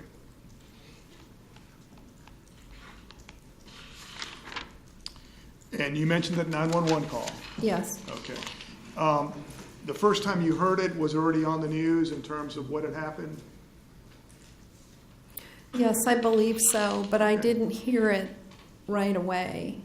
So you waited a few months, you think? This happened back in February of 2012, Oh, February 26th. No, when I realized what had happened because of prior jury experience, Right.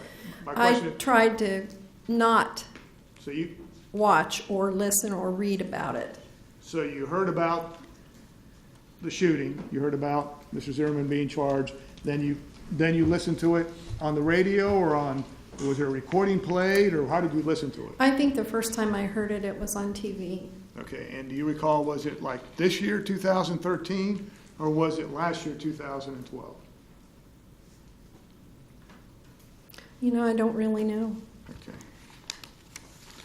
And I know you gave your deposition in May of this year. Do you think it was before your deposition? Oh, or- yes, So it was yes, sometime before the deposition, yes. but it could have been this year sometime? It was probably this year sometime, Okay. but I'm thinking I may have heard it late last year. I just Okay. can't remember. Sure, that's fine. And the occasion for you hearing it, was it over the news, or was a separate recording played for you? I don't really know. Okay. I'm thinking the situation was that the TV was on in the background and I was in the kitchen. Sure, okay. And did you hear the news? Was there a story about the George Zimmerman case, and then they played the recording? Or do you recall the situation, the circumstances on you hearing it? I don't recall. Okay, and if you don't remember something, as Mr. O'Mara said, it's perfectly all right to say you don't recall. We're just trying to make sure the jury understands the circumstances. I apologize, I shouldn't be speaking. It was It was on TV? on TV, Okay, probably related to a news. okay. So in other words, and you were watching TV and it just happened, or you were No, cooking I and was you heard it? right. Okay. So my point, I guess, in terms of establishing a context in which you heard it, it wasn't just played out of the blue recording. There was some No, pretext sir. or something to it, I'm assuming, right? Correct. George Zimmerman case, and so you knew it was related to this case, right? Is that correct? I believe so. Okay, all right. And then you heard it, what Mr. O'Mara just played for you. Yes. And then you heard it, you said a second time? Yes. Okay, and the second time you heard it, was it, again, the same type of situation? Similar situation. George Zimmerman, you know, the charges against him, whatever, story about the case, and then they played the 911 call? Yes. Okay. Both times that you heard it, or have you heard it a third time too? At the deposition. You heard it in the deposition? And then today. Okay. So at the deposition, it was played for you in a recording, correct? Yes. Okay. But you had heard it prior to that in both times in the news, Yes. right? And one time you were cooking or doing something else. The second time were you actually watching TV and it came up? No, I think I was probably cooking both. Okay. So both times it was kind of background noise. Background. But they said this is a George Zimmerman case and then something else and then you heard the recording. Yes. Is that accurate? Yes. Okay. And I'm assuming you've never heard Trayvon Martin's voice, correct, or have you? No. Okay. And obviously you mentioned you had heard George Zimmerman prior to hearing the recording, correct? Yes, a lot. And you had actually heard him before yelling like he did this time, crying for help, if that's his voice, assuming that's his voice? Very similar. When I heard it, it was related to political campaign locally. And I guess there was cries for help in that campaign? No. Okay. So it was just Just yelling? Whooping it up. Okay, whooping it up like, hey, or hooray, or something? Yes. Okay. And was it him just by himself yelling it up, or was it the whole, everybody in the campaign yelling it up? It was all of it, but Okay. I also heard him too, Sure, specifically. but I'm assuming everybody involved in the campaign was whooping it up, correct? Yes. It was pretty loud at that time? Yes, it was. Okay, all right.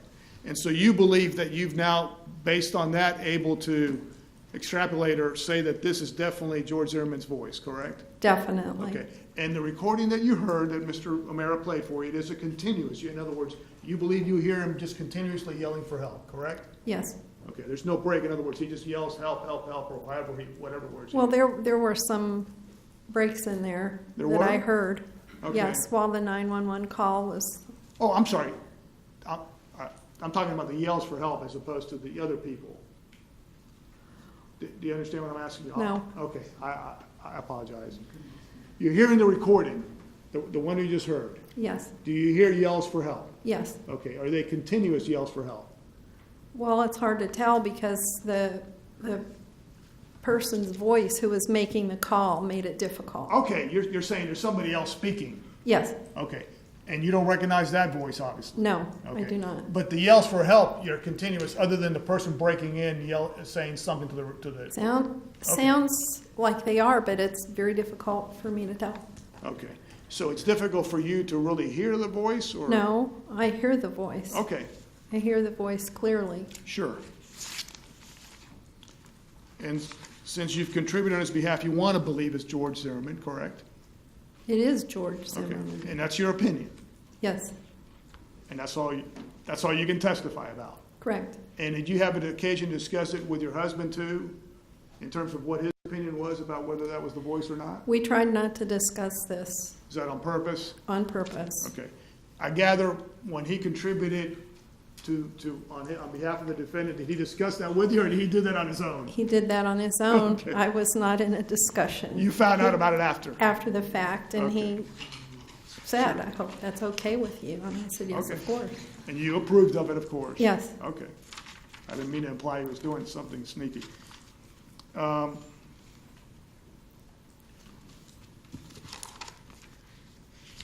Did you hear any other recordings in this case? No, not to my recollection. Okay. Did you hear any other recordings about his call, his being George Zimmerman's call to the police that day? No, I don't recall hearing that. Is there any reason why, if you had heard the story, you don't know why? No, because I was trying not to pay attention On purpose? on purpose. I was trying not, I know that the news was going to be covering it, and plus my work schedule, I'm not always home anyway. Sure. Okay. If I played something for you, would you be able to recognize the voice that's on there, do you think? I'll try. Okay. You haven't heard that recording where he's calling the police, I don't think so. where there's profanity being used? I don't think so. Okay. Unless Oh, you we- played it in a deposition, I don't. Yeah, and that wasn't a trick question, I'm just asking Okay. whether, may I approach you?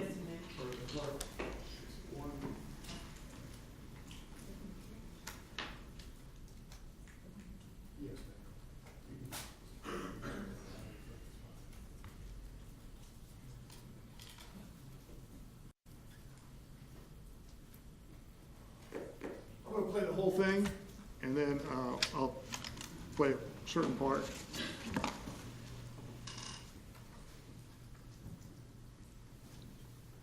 For the record, it states 173.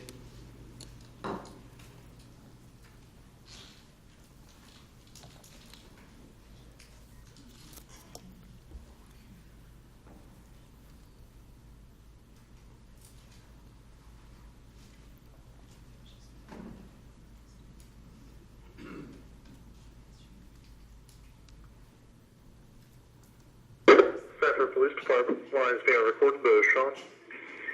Hey, we've had some break-ins in my neighborhood, and there's a real suspicious guy. It's Retrieveview Circle. The best address I can give you is 111 Retrieveview Circle. This guy looks like he's up to no good, or he's on drugs or something. It's raining, and he's just walking around looking about. Okay, and this guy, is he white, black, or Hispanic? He looks black. Did you see what he was wearing? Yeah, a dark hoodie, like a gray hoodie, and he wore jeans or sweatpants and white tennis shoes. He's here now. He was just staring. Oh, he's just walking around the area? At all the houses. Okay. And now he's just staring at me. Okay, and he said it's 1111 Retrieveview or 111? That's the clubhouse. That's the clubhouse. Do you know what he's near the clubhouse right now? Yeah, now he's coming towards me. Okay. He's got his hand in his waistband. And he's a black male. Okay. How old would you say he was? He's got a button on his shirt. Late teens. Late teens, okay. Mm-hmm. Something's wrong with him. Yeah. He's coming to check me out. He's got something in his hands. I don't know what his deal is. Okay, just let me know if he does anything, okay? Over here. Yeah, we got him on the way. Just let me know if this guy does anything else. Okay. These assholes, they always get away. Yeah. When you come to the clubhouse, you come straight in and make a left. Actually, you go past the clubhouse. Okay, it says on the left-hand side from the clubhouse? No, you go in straight through the entrance, and then you make a left. Yeah, you go straight in, don't turn and make a left. Shit, he's running. He's running? Which way is he running? Down towards the other entrance of the neighborhood. Okay, which entrance is that he's heading towards? The back entrance. Are you following him? Yeah. Okay, we don't need you to do that. Okay.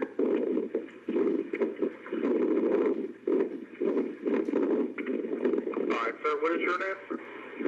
George. He ran. All right, George, what's your last name? Zimmerman. And George, what's the phone number you're calling from? 407-435-2400. All right, George, we do have them on the way. Do you want to meet with the officer when they get out there? Yeah. All right, where are you going to meet with them at? If they come in through the gate, tell them to go straight past the clubhouse and straight past the clubhouse and make a left. And then they go past the mailboxes. You'll see my truck. Okay, what address are you parked in front of? I don't know. It's a cut through, so I don't know the address. Okay, do you live in the area? Yeah. Well, what's your apartment number? It's a home. It's 1950. Oh, crap. I don't want to give it out loud. I don't know where this kid is. Okay, do you want to just meet with them right near the mailboxes, then? Yeah, that's fine. All right, George, I'll let him know to meet you with the there. Actually, could you have him call me and I'll tell him where I'm at? Okay, yeah, that's no problem.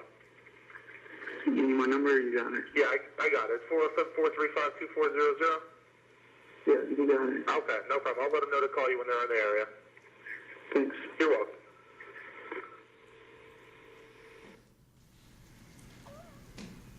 Ms. Benjamin, I played the whole thing because you indicated you had not heard that, correct? Is that the first time hearing it? That's the first time I've heard the whole thing, but I realized that I have heard some bits and pieces as part of news. All right, so you had heard parts of it through the news? Yes. Okay. And do you recall at this time what parts you heard of that? Perhaps the part where he was trying to give an address. Okay, all right. But I'm assuming you recognize at least one of the voices on there. Absolutely. And that is definitely George Zimmerman, correct? Definitely No dispute George. in your mind? No dispute in my And mind. when you listen to it now, could you tell that there was a change in his voice in terms of he appeared to be excited or doing something besides just a normal monotone? To me, it sounds maybe like he's walking outside and perhaps Okay. winded or it's windy. Or maybe even running. Right? I don't know. You weren't there, but I'm No. just going on based on his voice. His voice does change. You acknowledge when after he says he's running, and then you acknowledge that Mr. Zimmerman's voice does change. Correct? Yes, it seems to change. Right. And in fact, you heard some profanity there, didn't you? I'm not asking you to didn't pick repeat it it. out. I don't know. You want me to play that part again? I'm not asking you to repeat it, please. I'm not. Perhaps. Okay. But, well, go ahead. Okay. Well, he used, pardon my language, he used these assholes always get away. You recall hearing that? I don't recall hearing that. Do you want me to play it again? I don't mean to. No. Okay. Well, do you acknowledge that his voice changes in when he's speaking to It the? sounds like maybe the environment he's in changed to me more. Okay, so he's moving. Like he might be walking or Alright. it might be windy. Okay. But would you acknowledge, and the reason I asked you because you mentioned you had heard his voice change on prior occasions when he was, Yes. I think you described whooping it up like celebrating, correct? Yes. Is that what you were making reference to Yes. with that campaign? Yes. When you and a bunch of other people were there, I think you used the word whooping it up or getting excited, correct? Yes. So you acknowledge that in this conversation that you heard between Mr. Zimmerman and the 911 or non-emergency operator that his voice does change in some manner? Yes. Okay. Not like the pep rally. Well, he's not going, hey, right? He's not screaming. Correct. Right. His voice seems more matter of fact to me. And this And- one? Yes. Okay. Then You don't notice? Go ahead, I apologize. well, it just seems to me that it may have been outside Sure. while he's walking or it's windy or Sure, something. all right. Well, can you play I'm going to play a part for you because and obviously you weren't there, so. Correct. I'm I just was asking not you- there. Just asking you based on the voice, on Mr. Zimmerman's voice, I want to play one snippet of it for you that you heard.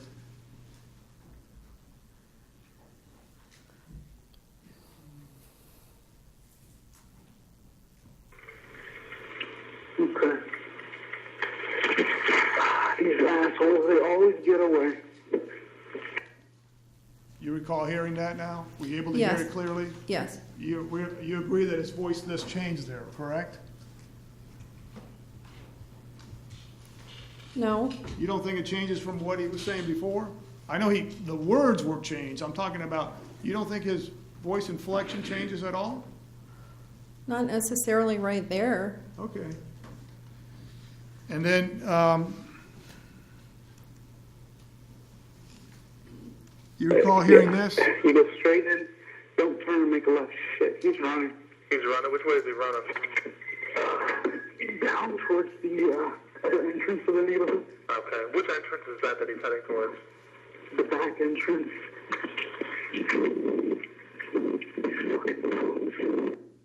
Did you hear that last part? Yes, I did. Did you hear, pardon my language, these fucking punks? Yes, I was listening more for the background noise. You were I'm hearing sorry. for the noise. Yes. So you heard the defendant say, pardon my language, shit, he's running, and then he utters these fucking punks. You recall that? I'm sorry, I was listening very carefully for the background noise. Let me do this. If I could, may I approach the witness, Your Honor? And Yes, you may.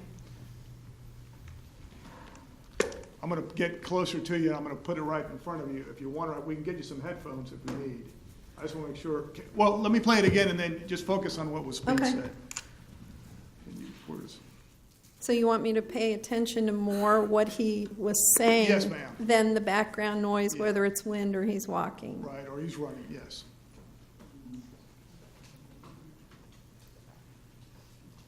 Yeah, you go straight in, don't turn and make a left. Shit, he's running. He's running. Which way is he running? Down towards the entrance of the neighborhood, Okay. Which entrance is that he's heading towards? the back entrance.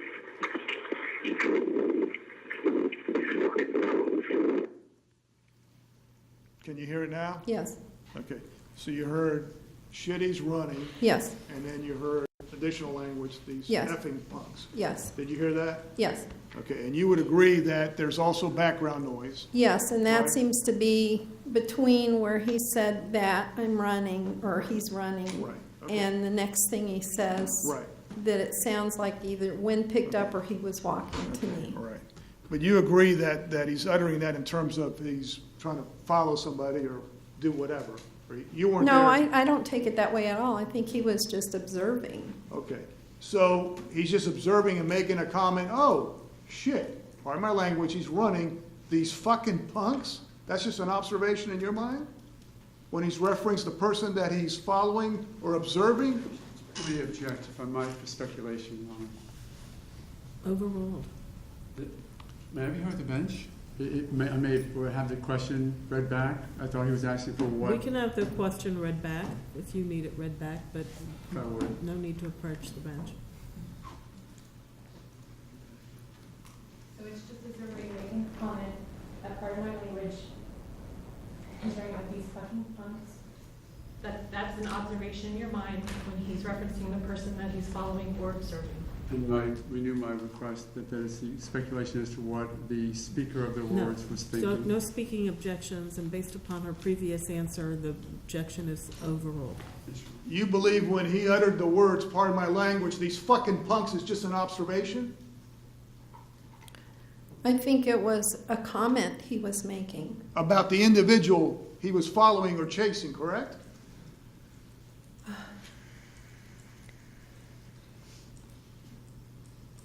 I don't know how to answer that. I think he was just making an observation at the beginning. He may have had a comment to make. Okay. But you agree that... But I don't think he was in an extremely excited state at that point, based on my experience with him. Okay, all right. And you did something when you listened to that. I closed my You eyes. closed your eyes. Did you close your eyes when you listened to the other 911 recording originally? Originally, no. So this time you really wanted to focus on what Yes. was being said and who was uttering it, so you closed your eyes. The first time when you were watching, you were doing stuff around the house, so you didn't close your eyes. You weren't prepared for it, correct? Correct. Okay. Now, are you saying that in those campaign things and all that, he was uttering, pardon my language, these fucking punks? No. Okay. So you agree there's a distinction, correct? Distinction between. In terms of that language that was being used? Well, yes. Okay.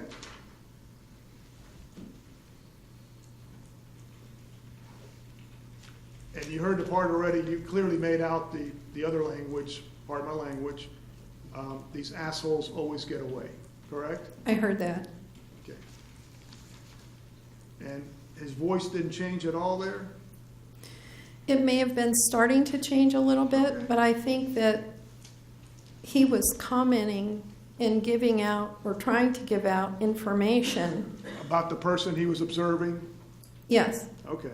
And so, in other words, based on what you observed and based on his knowledge of hearing his voice, you believe he was just making comment like referring to the person as an asshole, pardon my language, and a fucking punk, right? I heard those words, but I don't I don't think it was in a heightened state of alert. I think it was just more conveying information. Just like an observation, like I would say, Joe, and refer to some profanity when I refer to Joe, right? Just like an everyday observation of somebody, Yes, I've heard that before. right? Usually it's expressing some kind of anger, isn't it? Not necessarily. So it's a complimentary term? Not necessarily. But I have encountered people who use language like that in a conversation, and it doesn't necessarily come across to me as angry or excited, just conversation. Like a matter of fact? Especially with my kids. Okay, with your kids. Mhm. Okay, in terms of, you're talking about, okay, I don't mean to get personal in terms of, you're talking about. Well, when cussing. Okay, all right, It profanity. does not always indicate that there's, an alarming situation. Some But it people- could. Yes, it could, but in this situation, it did not to me. And that's all you can go on because you weren't there, but you agree, I apologize, I cut you off. You finishing? Yes, Okay. Did I interrupt you? I don't know. Go ahead and ask another question. Okay. My question is, you agree that in this case, based on what you heard, he was observing somebody and he was making comments about the individual he's observing, right? Yes, or about Okay. the situation. Or about the situation, and he's wanting to make sure the person doesn't get away. I don't know that. I think he was just reporting on what he Okay. saw.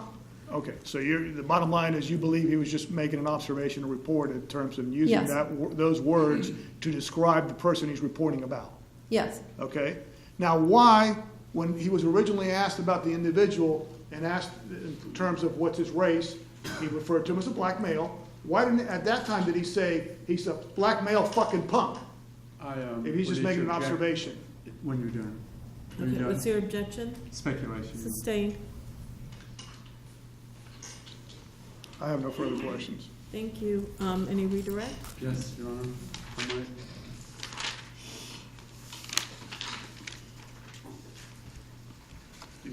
That's okay. Thanks, Phil. All right. Morning again. So now you've heard the second tape. Yes. You had not heard that before in its entirety? Correct. Okay. Now that you've had a listen, can you tell me anywhere in that tape where you heard George Zimmerman speaking in an angry way? No. In a way that evidenced to you that he had ill will or spite? No. That he was acting with hatred for whoever may have been the subject of his conversation? No. When you heard Mr. Zimmerman use the term assholes, did you interpret it that he was saying it the same way that Mr. Delorianda just said it in his question? No. Tell the jury, if you would, how you noticed the difference between the way Mr. Delorianda just said it to you and how you've heard Mr. Mr. Zimmerman say it. It seemed to me like Mr. Delorianda was trying to highlight it, make it sound heightened, and I don't feel that it was that way at all. And I think it was more a statement of a comment. you mentioned that you have children. Yes, I have two sons, Their ages? 30 and 33. Okay. In conversations with them, have you heard them use such words as, and let me premise this, in a courtroom, we're bound by the evidence, so when the evidence is curse words, we use the curse words that we, just so you're knowing why I'm just questioning you about curses, okay? Have you heard your sons use words like assholes before? Yes, I have. The word shit, have you heard that before? Yes, I have. Does that always connote anger, ill will, spite, and Not hatred? at all. And do you think it did from listening to George Zimmerman's voice in this recording? Not at all. You heard the words, and you closed your eyes. Why did you close your eyes to listen to that tape? Since I had been asked about a question and Mr. Del Riondo asked or said something about running, I was trying to listen very carefully to see if I could hear that. Okay. And was it only by concentrating that you could even, third time through, hear the words fucking punks? Yes. Describe I for, didn't hear it the first time it was played. Describe for the jury the difference that you noticed in the way Mr. Zimmerman said the words fucking punks on that tape and the way Mr. Del Riondo presented it to you in his cross-examination. I think Mr. Zimmerman said it more as a matter-of-fact, kind of casual comment type thing. And I got the feeling Mr. Del Riondo, while I could hear it in his voice was louder and he was highlighting those words.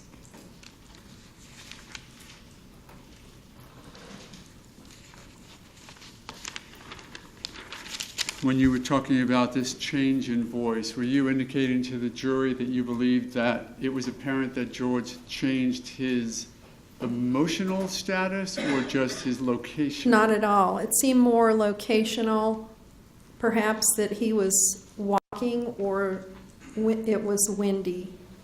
Was there ever a time in that you thought that the tape evidenced that Mrs. Zimmerman was acting in an angry way? Not at all.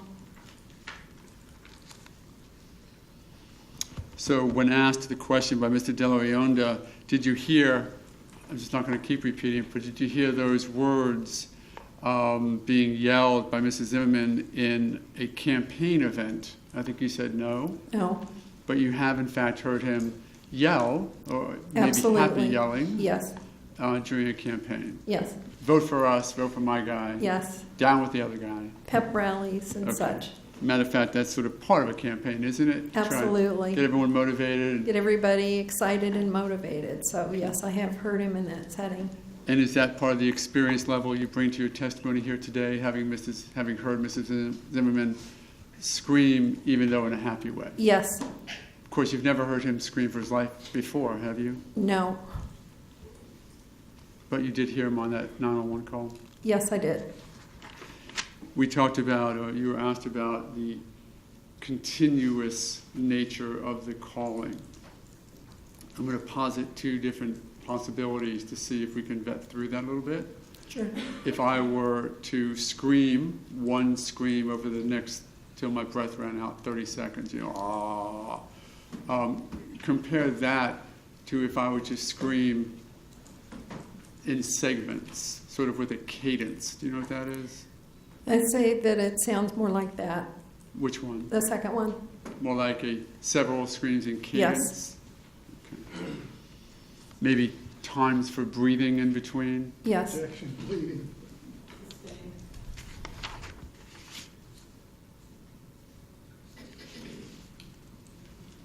Nothing further on, thank you. Thank you. Any Very briefly, Your Honor. I was speaking louder so you could make sure you heard the words. You're saying that Mr. Zimmerman, since he was aware he was being recorded, was uttering it under his breath, correct? I don't know about that. Well, I think he was just talking.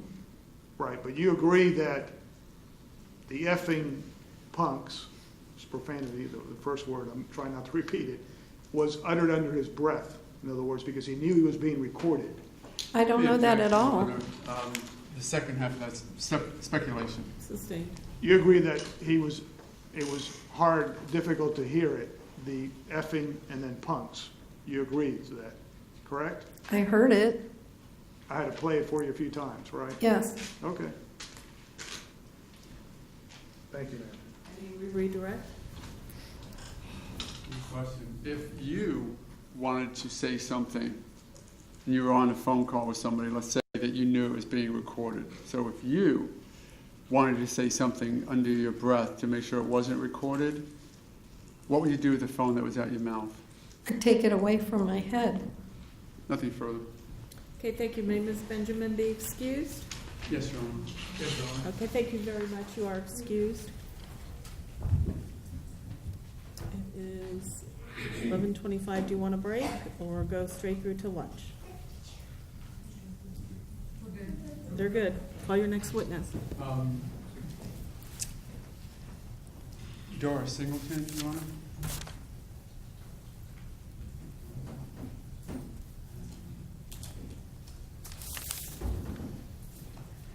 I'm sorry, Your Honor. May I switch up my? Sure. Thank you. No, take care of that. I need to call you just a second. Yes, you may.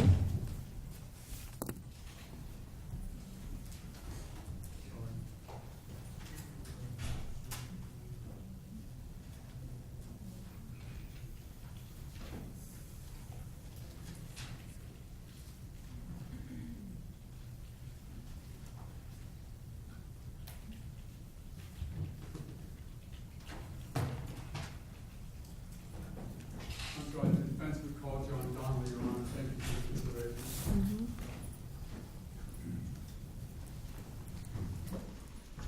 solemnly swear or affirm that the testimony you give will be the truth, the whole truth, and nothing but the truth, so help you God? I do.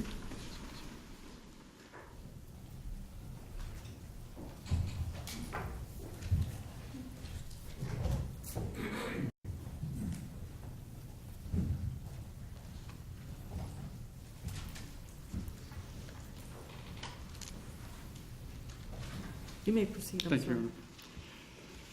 Good morning, sir. How are you? Just fine. State your name, please, John Donnelly. and your occupation. I'm a retired physician's assistant.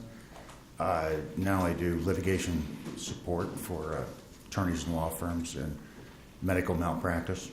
Okay. Tell me what a physician's assistant does. Physician assistant basically augments a physician's services in MD. I was trained in trauma surgery and internal medicine. How long had you been a PA? That's the normal term, or is that PA? Yes, physician's assistant? since 1973. Okay. Can we use that term as we go forward, a PA, and we know Yes, sir. what we're talking about? Great. Since 1973? And when you say that you trained in trauma, what do you mean by that? Major trauma, auto accidents, gunshots, stabbings. It's at Emory University in Atlanta, and I trained mainly at Grady Memorial Hospital in Atlanta. And you know George Zimmerman? Yes, sir. And how do you know him? George Zimmerman is a friend of mine. I've known him since about 2002, 2003. He's just a very good friend of mine. We have just heard from your wife, obviously, probably passed in the hallway. So I'm going to abbreviate some of your testimony in that regard, but if you would tell the jury just a bit about your friendship with both George Zimmerman and his wife, Shelley Zimmerman. We met George. My wife is a real estate broker, and she owns her own business, and we had an office in a building, kind of a one-story ranch-type building, Lake Mary Boulevard, and the insurance company was in one side, and her real estate office was in the other side. I have my own business, and my wife had an extra room in there, so my office was right next to hers, and we get along pretty well, so that worked out very well for us, and we have worked right next to each other for 15 years now. Okay. Would you? Sure.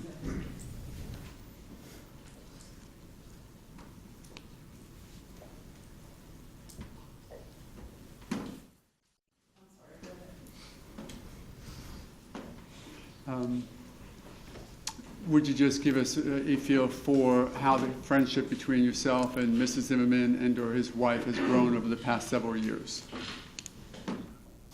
Our friendship really started with George oftentimes coming to our offices. We always had refrigerators full of sodas and food and microwaves. George took care of a lot of our insurance policies. All of our policies or with the insurance company.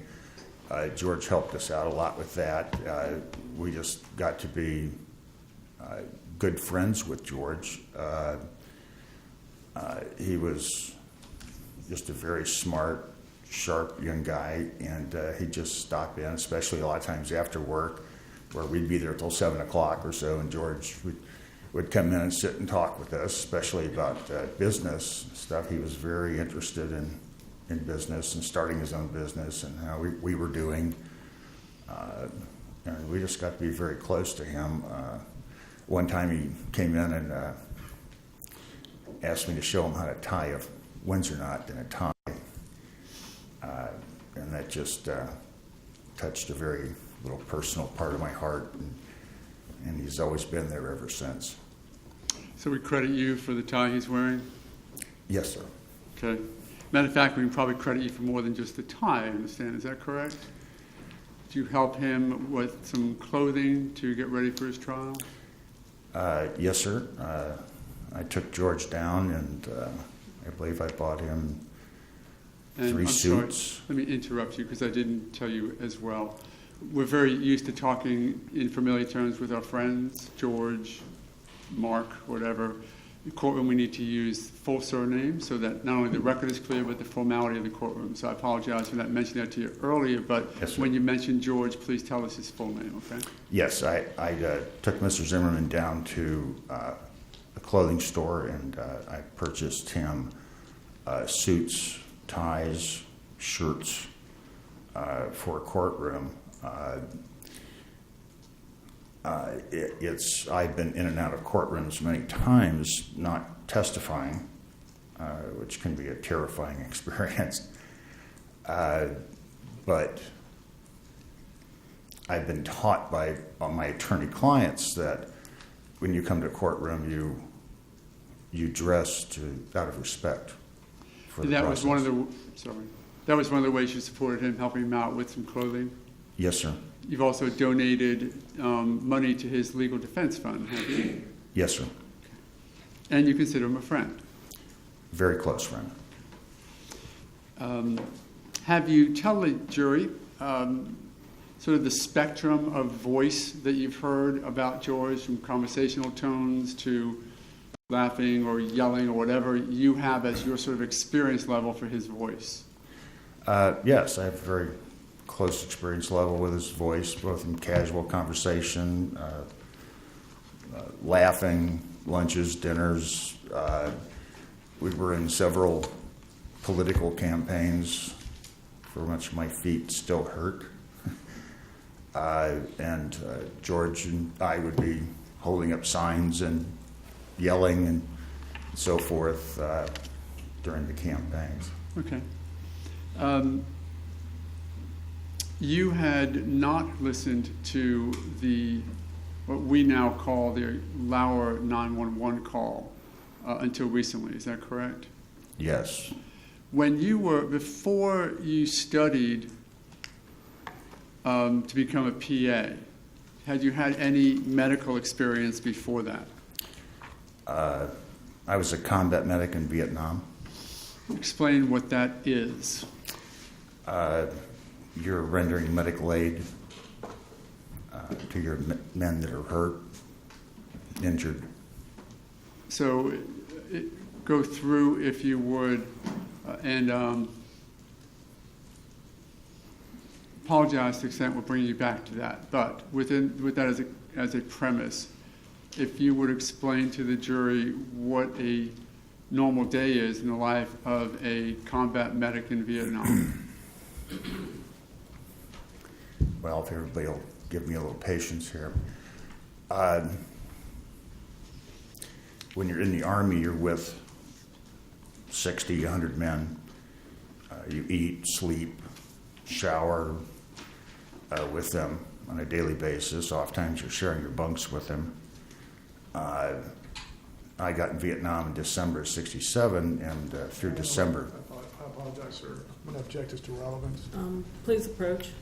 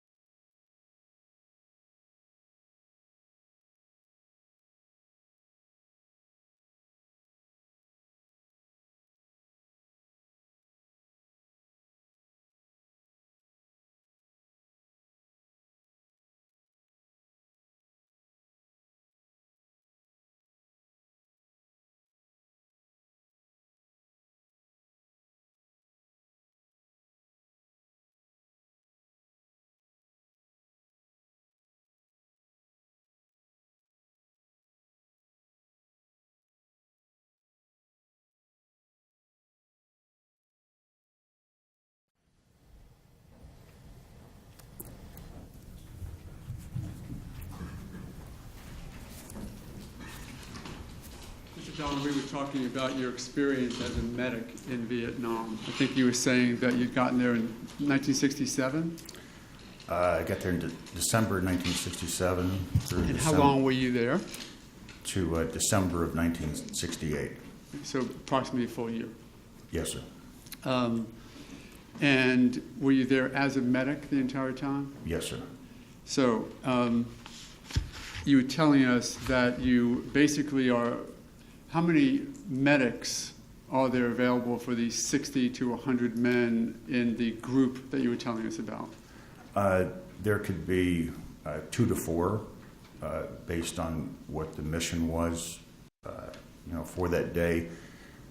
Generally, you try to have at least 2 available for a full company of men, which could vary from 40 to 60 depending upon availability. Okay. And then the medics are responsible, obviously, for the medical care for the combat troops? Yes, sir, for the men who get wounded and hit. Now, when we talk, is company the right term? There's troops and companies and battalions. Well, there's squad, company, platoons. Basically, you might be in a squad search and destroy. You might be in a full platoon search and destroy. You might be in a full company. Okay. The 60 to the 100 combat soldiers that you were working with, can we come up with a term so that we know what we're talking about? Can we call that the company? Yes, sir. Okay. So even though it might not be precisely accurate according to the U.S. Army, for our purposes, we'll call that group of combat, and it was men back then in the 60s, right? Yes, sir. Okay. So let's call them combat men of that company. Okay. Yes, sir. So you, maybe 1 to 3 other medics were responsible for the medical care of that company? Yes, sir. Were these people that you would be with throughout the day and throughout the week and the month and the year? You're with them through the day, through the night. You're with them at all times. Have an opportunity to talk to them and interact with them? Yes, sir. When you were back at base camp, that's all you did was really take care of your equipment and talk and, the scuttlebutt that goes on in the military, mess halls and so forth. You talk all day long because there's really nothing else to do. Until the combat begins? Until you get sent out on a mission, yes, sir. During those times and with all of those men in the company, did you have an opportunity to talk to them both conversationally and what other forms of communication? Yelling, screaming, laughing, anything like that? Well, obviously the casual conversations, laughing, joking, sometimes drunken after 90-degree beers. But once you got into combat, then of course the voices change. So you had a chance, and I know the timing isn't going to be right, but you would interact with the soldiers during the day, correct? Yes, sir. Presuming that the missions were at night, and I know that wasn't always true, but for our purposes, hanging out with them during the day, missions might occur at night, is that correct? Yes, sir. Did you then have an opportunity where you would have to, when do you do your work? What happens that causes you to now have to be a medic and do something? Well, at base camp, you took care of the normal routine medical issues that come up from colds or people, lacerations or anything else that happens. Once you're in the field, and once you get into combat, and in 1968, I think everybody remembers it was the Tet Offensive. It started the end of that January, and you could be fighting in the field for 5-10 days straight. Did you then have an opportunity as a medic to have to attend to people that you knew during the day as they were wounded in combat? Yes. And tell the jury about that? Yeah, it's a little difficult. Well, let me, if I may, let me, I was just going to sort of see if I could lead understand that him. there's been a request to approach the bench. I don't know what it's about. Yes, so ma'am. please approach.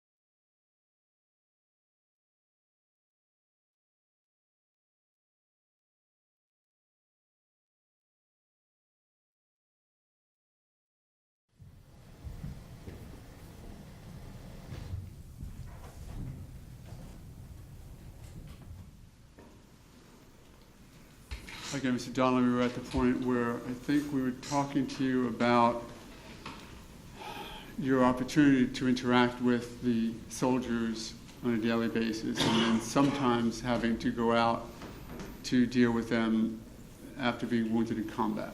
With that as a premise, tell me about, you would be called out to do what? In the midst of combat, there are a lot of people yelling, screaming.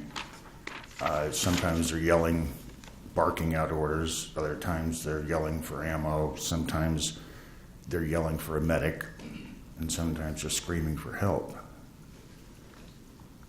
Okay. And based upon the year that you spent doing that, were you able to distinguish the yelling for help or the asking for a medic and compare that to those people that you had heard the day or the day of or the day before in regular conversational tone? When you're in a combat situation like that, in the den of battle, for some reason you develop, I'm not sure what you would call it, an ability, but when you hear that, you can distinguish the screams for help, distinguish the screams for a medic. You grab your rifle, you grab your medic's kit, and your job is to run. You go to where they're at, but invariably, because you know the men you're with, you know the men that you eat, sleep with, you know who it's going to be before you get there. And you can tell that from hearing their voice screaming for help and comparing that to what you heard in your everyday life with them? Yes. Okay. I had started this a moment ago by talking to you about the evidence in this case and whether or not you had listened to the phone call, the 911 call in this case. Had you listened to it, Well, when was the first time that you listened to it? I had heard pieces of it inadvertently, listening to the news or whatever, and I generally tuned it out and walked away. I really didn't want to. Why? Tell the jury why you didn't want to listen to this tape. It can be very distressing. To listen to a friend of yours scream for help, if in fact it was a friend of yours? Yes, And is that why you didn't listen to the tape? that's why. But you have listened to it recently, is that correct? I listened to it on this past Saturday morning, sitting in my office alone, and I found it on the internet somewhere, and I played it exactly twice. I'm going to play it for you again, if I might. This is the tape that is in evidence. I'm not sure what you listened to on the internet, but I'm going to ask if you would listen to this. I'm going to play it one time through to the end of the tape, and then if you want me to play it again, let me know. If you want me to go back to a certain point, let me know, at the end of which I'm going to ask if you have an opinion concerning who you hear on the tape, okay? Yes, sir. Obviously, I'm talking about not the person who's speaking to the 911 operator, but the noise in the background, okay?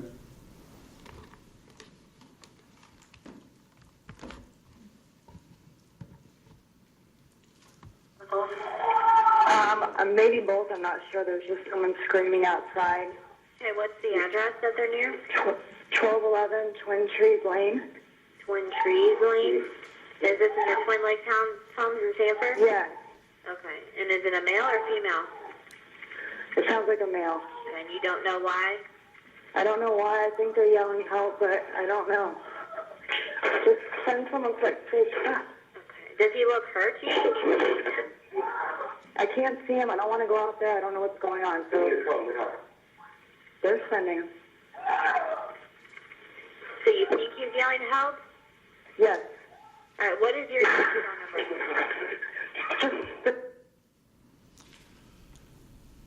Is that the tape or very similar to the tape that you've listened to last week? Yes, sir. Okay. Do you have an opinion as to whose voice that is screaming in the background? Yes, sir. Based upon your knowledge of your conversations with George Zimmerman and the life experience that you've now brought to the jury, whose voice do you believe that to be screaming for help? There's absolutely no doubt in my mind that is George Zimmerman. And I wish to God I did not have that ability to understand that.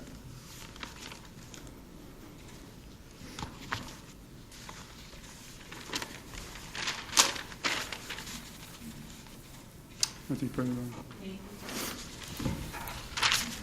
think it's still morning. Good morning, Mr. Donnelly. Hello, sir.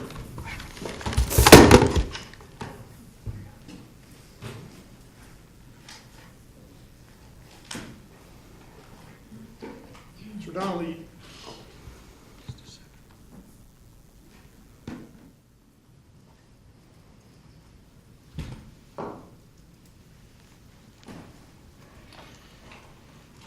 you recall I took a deposition of you back, I believe it was May 9th maybe of this year, correct? Yes, That sir. sound about right? Yes, sir. I think your wife was first, or maybe you were first and then your wife, you recall Oh, that? my wife was first. As it should be, right? Yes, sir. Okay. And then we took yours and it was very brief, correct? Yes, sir. You never mentioned anything about testifying about identifying the voice, or did you? I don't believe I did, sir. I don't believe it was asked. As I recall, everybody was hungry. Okay. So you think it was just short, or you didn't mention anything about that? Didn't I ask you what you were going to be testifying about? I don't remember being asked if I was going to testify about it. At the time, well, through this whole thing, I really didn't want anything to do with the tape. Right. Okay. So what you're saying is after the deposition on May 9th, 2013, you said it was last Saturday that you, on purpose, listened to the tape, right? Yes, sir. Okay. And Your Honor, I have an issue, but I'll address that after we finish. So you, after the deposition and between, literally last Saturday, so So we talking about like on the, I guess today's the 8th, so we're talking about the 6th is when you listen to the recording? Yes, sir, it was Saturday morning. And I apologize, we're talking about last Saturday, literally. This last Saturday, All right. just And- a couple of days ago. Right, because my recollection is in the deposition, you had not listened to the recording or really were going to testify about it, correct? I may have heard parts of it, but I generally try to, I always tuned it out. I walked away from it. On It purpose, was- I think you said, On correct? purpose. It was very distressing. Sure, and so what you did is, 2 days ago, you on purpose listened to it to see whether you could identify the voice so you'd be able to testify in court, correct? I listened to it very purposely in a very quiet setting because I think I just needed to before I came here today. All right, and I think you said you listened to it twice. Yes, Did I sir. understand you correctly? Now, if I may, why did you have to listen to it twice if you, at the first time, knew it was George Zimmerman's voice? I don't know. I just played it a second time. Just to verify it in your mind that you would be sure that you could come to court and say, absolutely? No, it was just an emotional Okay. experience for me, and I Okay, don't even know why I played it twice, but I did. okay. And I gather you made sure you were in a room setting where nobody else was present, correct? Yes. Okay. And I believe your wife already testified, and obviously you weren't in the courtroom when she testified. My question is, prior to listening to that tape on Saturday, had you discussed it with your wife at all, in terms of whether she had listened to the tape at all? And I'm not saying that was improper, I'm just saying, do you recall? Not really. We've never really tried to discuss much of anything Okay, with this. all right. She mentioned, or I know when we took your deposition, you had mentioned that you had given money before to the defense fund. Yes, sir, I have. And I think it was $2,500 at that time, correct? I gave a check for $2,500 for his defense, and then I gave $500 to his personal website. Right, so that was $3,000, and then after that, you bought him suits? Yes, sir. Okay, do you recall how much approximately money? About $1,700. Okay, and then that includes ties and shirts and all that other stuff that you were asking? Yes, sir, they were on sale. Okay, was that a Joseph Banks? Do you want to plug wherever you bought it? No. Did you get a good deal on those, I gather is what you're saying? Yes, sir. Okay, and you testified because you've come to court before, people need to appear a certain way in court properly, et cetera, correct? Yes, sir, it shows respect for the system. Yes, sir.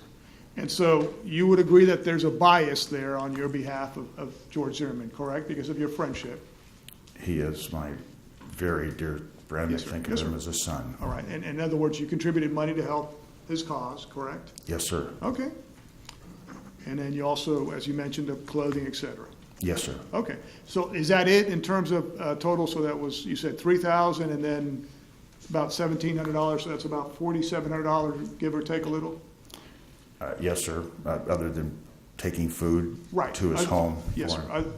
Other than that, I'm talking about monetarily or? Monetarily, that is it, sir. Okay, all right. And then,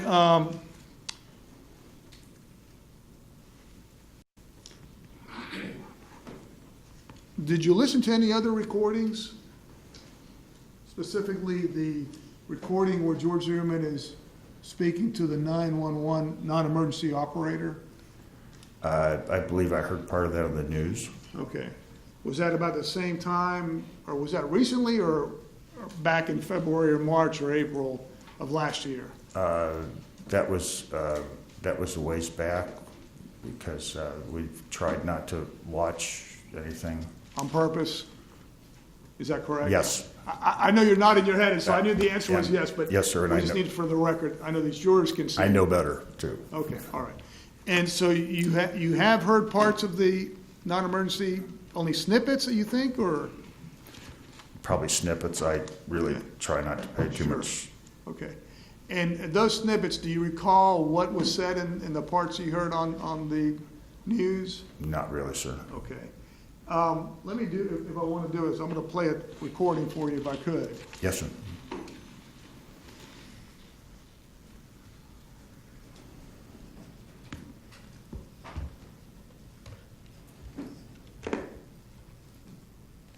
for the record, that state's exhibit. What number is it? 173. Central Police Department, line is being reported to Sean. Hey, we've had some break-ins in my neighborhood, and there's a real suspicious guy. It's Retrieview Circle. The best address I can give you is 111 Retrieview Circle. This guy looks like he's up to no good, or he's on drugs or something. It's raining, and he's just walking around looking about. Okay, and this guy, is he white black? Do you recognize the voice? Yes, sir. Or one of the two voices, right? Yes, sir. And one of them is George Zimmerman, is that correct? Yes, sir. Okay. First Hispanic? He looks black. Did you see what he was wearing? Yeah, a dark hoodie, like a gray hoodie, and he wore jeans or sweatpants and white tennis shoes. He's here now. He was just staring. Oh, he's just walking around the Looking area. at all the houses. Okay. Now, so far, is that just a normal conversation you would have heard on a regular basis with Mr. Zimmerman, is that correct? Yes, sir. Okay. Now he's just staring at me. Okay, and so it's 1111 Retrieview or 111? That's the clubhouse. That's the clubhouse. Do you know what he's near the clubhouse right now? Yeah, now he's coming towards me. Okay. He's got his hand in his waistband. Yeah, he's a black male. Okay. How old would you say he He's got was? a button on his shirt. Late teens. Late teens, okay. Mm-hmm. Something's wrong with him. Yep. He's coming to check me out. He's got something in his hands. I don't know what his deal is. Sounds good. Just let me know if he does anything, okay? Yeah, we got him on the way. Just let me know if this guy does anything else. Okay. These assholes, they always get away. Did you hear that? Yes, sir. Okay. Said something, oh God, these assholes, they always get away. Did you hear that language? You want me to play it back, or? Your Honor, I would judge as a mischaracterization of the evidence. He added words that didn't exist on the tape. Sustained, if you want to. Do you want me to play it back for you? Oh, can I?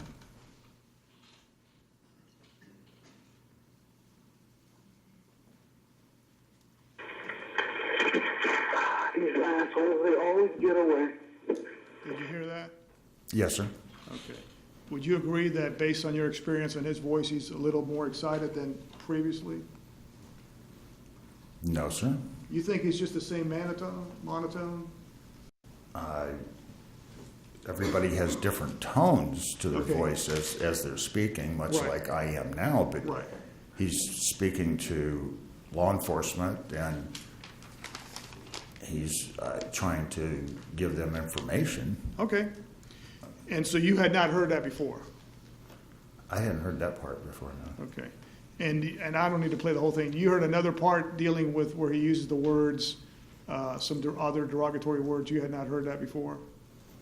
I may have heard snippets of it, sir, but I'm hearing everything pretty much fully today. Okay. So you were trying to become familiar with his voice, I guess. You were already familiar with his voice, but you were trying to compare it to just the 911 recording on Saturday? Yes, sir. Okay. You didn't go back and listen to any other recordings? No. Okay. That's what I was trying to get. You didn't compare it to any other voices that he had made prior calls or anything like that? No, sir, I didn't need to. Okay. Because you already knew his voice? Yes, sir. Okay. All right. Now, on that recording that you listened to, the 911 operator, I'm sorry, they're calling it the Lauer, the one that Mr. O'Mara played for you. I'm not going to play it again. You know which one I'm talking about? The one Yes, that you sir. listened Saturday. I apologize. Yes, sir. Okay. It was similar to the one that was played in court, correct? Yes, sir. Okay. And you heard the person you believe is George Zimmerman yelling, help, help, help, continuously, correct? That was absolutely George Zimmerman. Right. And he was yelling, no doubt in your mind, you believe it's George Zimmerman. There's not a single doubt in my mind, sir. Okay, all right. And he was yelling over and over, help, help, help, correct? Yes, and I heard there's like other screams, help, but the screams in particular, I could tell, I knew that was George Zimmerman. So you heard other screams too that you weren't sure of? There was help, there was some other ones. Those particular emotional. Obviously, when someone is in dire straits, whether it be in combat or anything else, your voice obviously changes. I've heard a 250-pound man, sound like a little girl screaming, but before you get there, you know who he is. Right, so you believe there was some that were definitely George Zimmerman, and others you heard you couldn't make out who it was. Did I understand you correctly? The voices I heard screaming and for help were George Zimmerman. There were other voices up on top of that. In the tape, there's 911 operator, there's other stuff, which oddly enough I'm familiar with, because in the din of battle you have a lot of extraneous other noises going on at the same time. Other people yelling or other people, whatever, speaking? Other people yelling. At the same time, you've got small arms fire, you may have mortars, rockets, you've got people screaming, but you still have the ability to pick out the ones that you have to run to as a medic. The ones that you're familiar with, in other words, the other people, if you weren't familiar, if some guy had shown up that day in the company and you had never heard his voice, you wouldn't be able to pick out his voice as easily as the person you're familiar with, correct? That's correct, sir. Yeah. The voices that, of course, we've been together, most of us, for a period of months, and we all knew each other's voice and who it was. Right, but my question is, if there had been a person that had just shown up that day and God forbid there was a firefight out there and there was a shooting or whatever, you would not have been able, if you had never heard his voice, you wouldn't be able to pick out that person's voice. No, sir. After that February, we had a lot of new guys. Right, okay. And in this case, the only voice you're able to pick out is George Zimmerman's voice, correct? The voice screaming on the tape is absolutely George Zimmerman, sir. All right.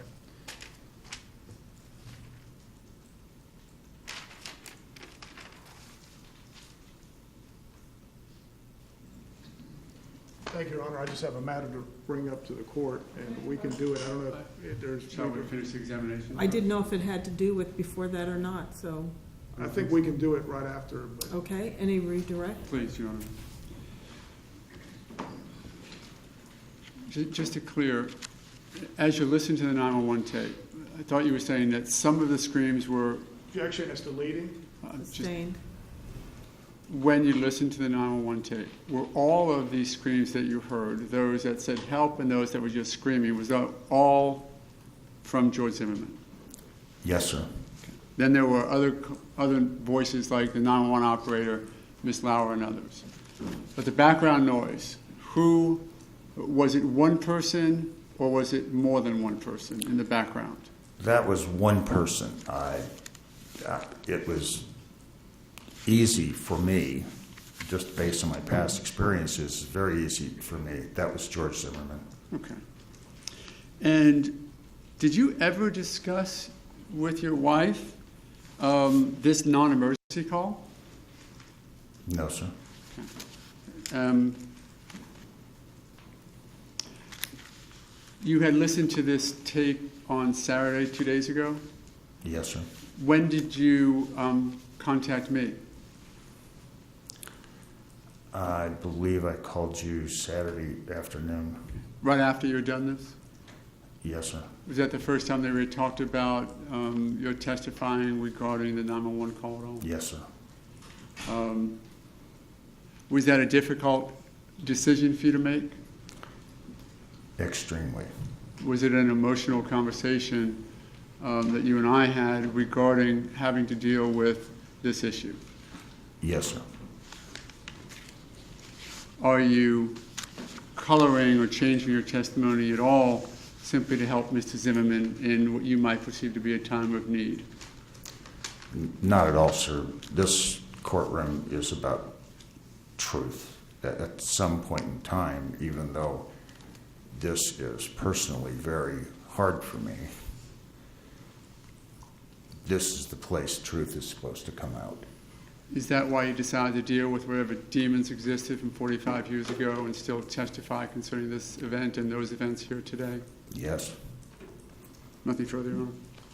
Whose idea was it to listen to the recording Saturday? It was my own, sir. Okay, thank you, sir. May Mr. Donnelly be excused? Mr. Arnold.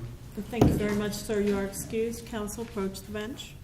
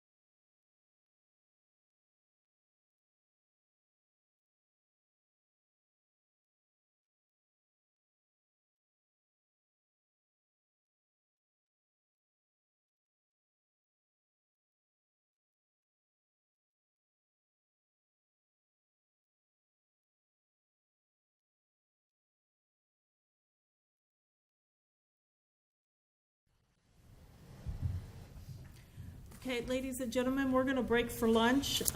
There's a matter we may have to take up right before we come back, so I'm going to give an extra 20 minutes for lunch, so if you'll come back at 1:30. Before you leave for lunch, I'm going to give you my admonitions, and they are as follows. You're not to discuss the case amongst yourselves or with anybody else. You're not to read or listen to any radio, television, or newspaper reports about the case. You're not to use any type of an electronic device to get on the internet to do independent research about the case, people, places, things, or terminology. And you're not to read or create any emails, text messages, Twitters, tweets, blogs, or social networking pages about the case. Do I have your assurances that you will abide by these instructions? Yes. Okay, if you'll put your notepads down and follow Deputy Jarvis back into the jury room.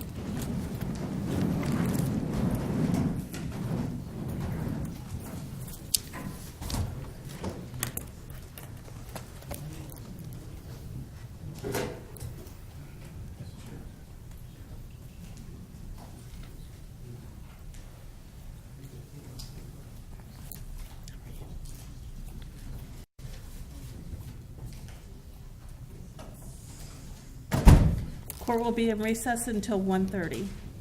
I guess you should hold on to this as the actual note, or? I don't know what purpose, but rather you have it tonight. Thank you. Court is in recess.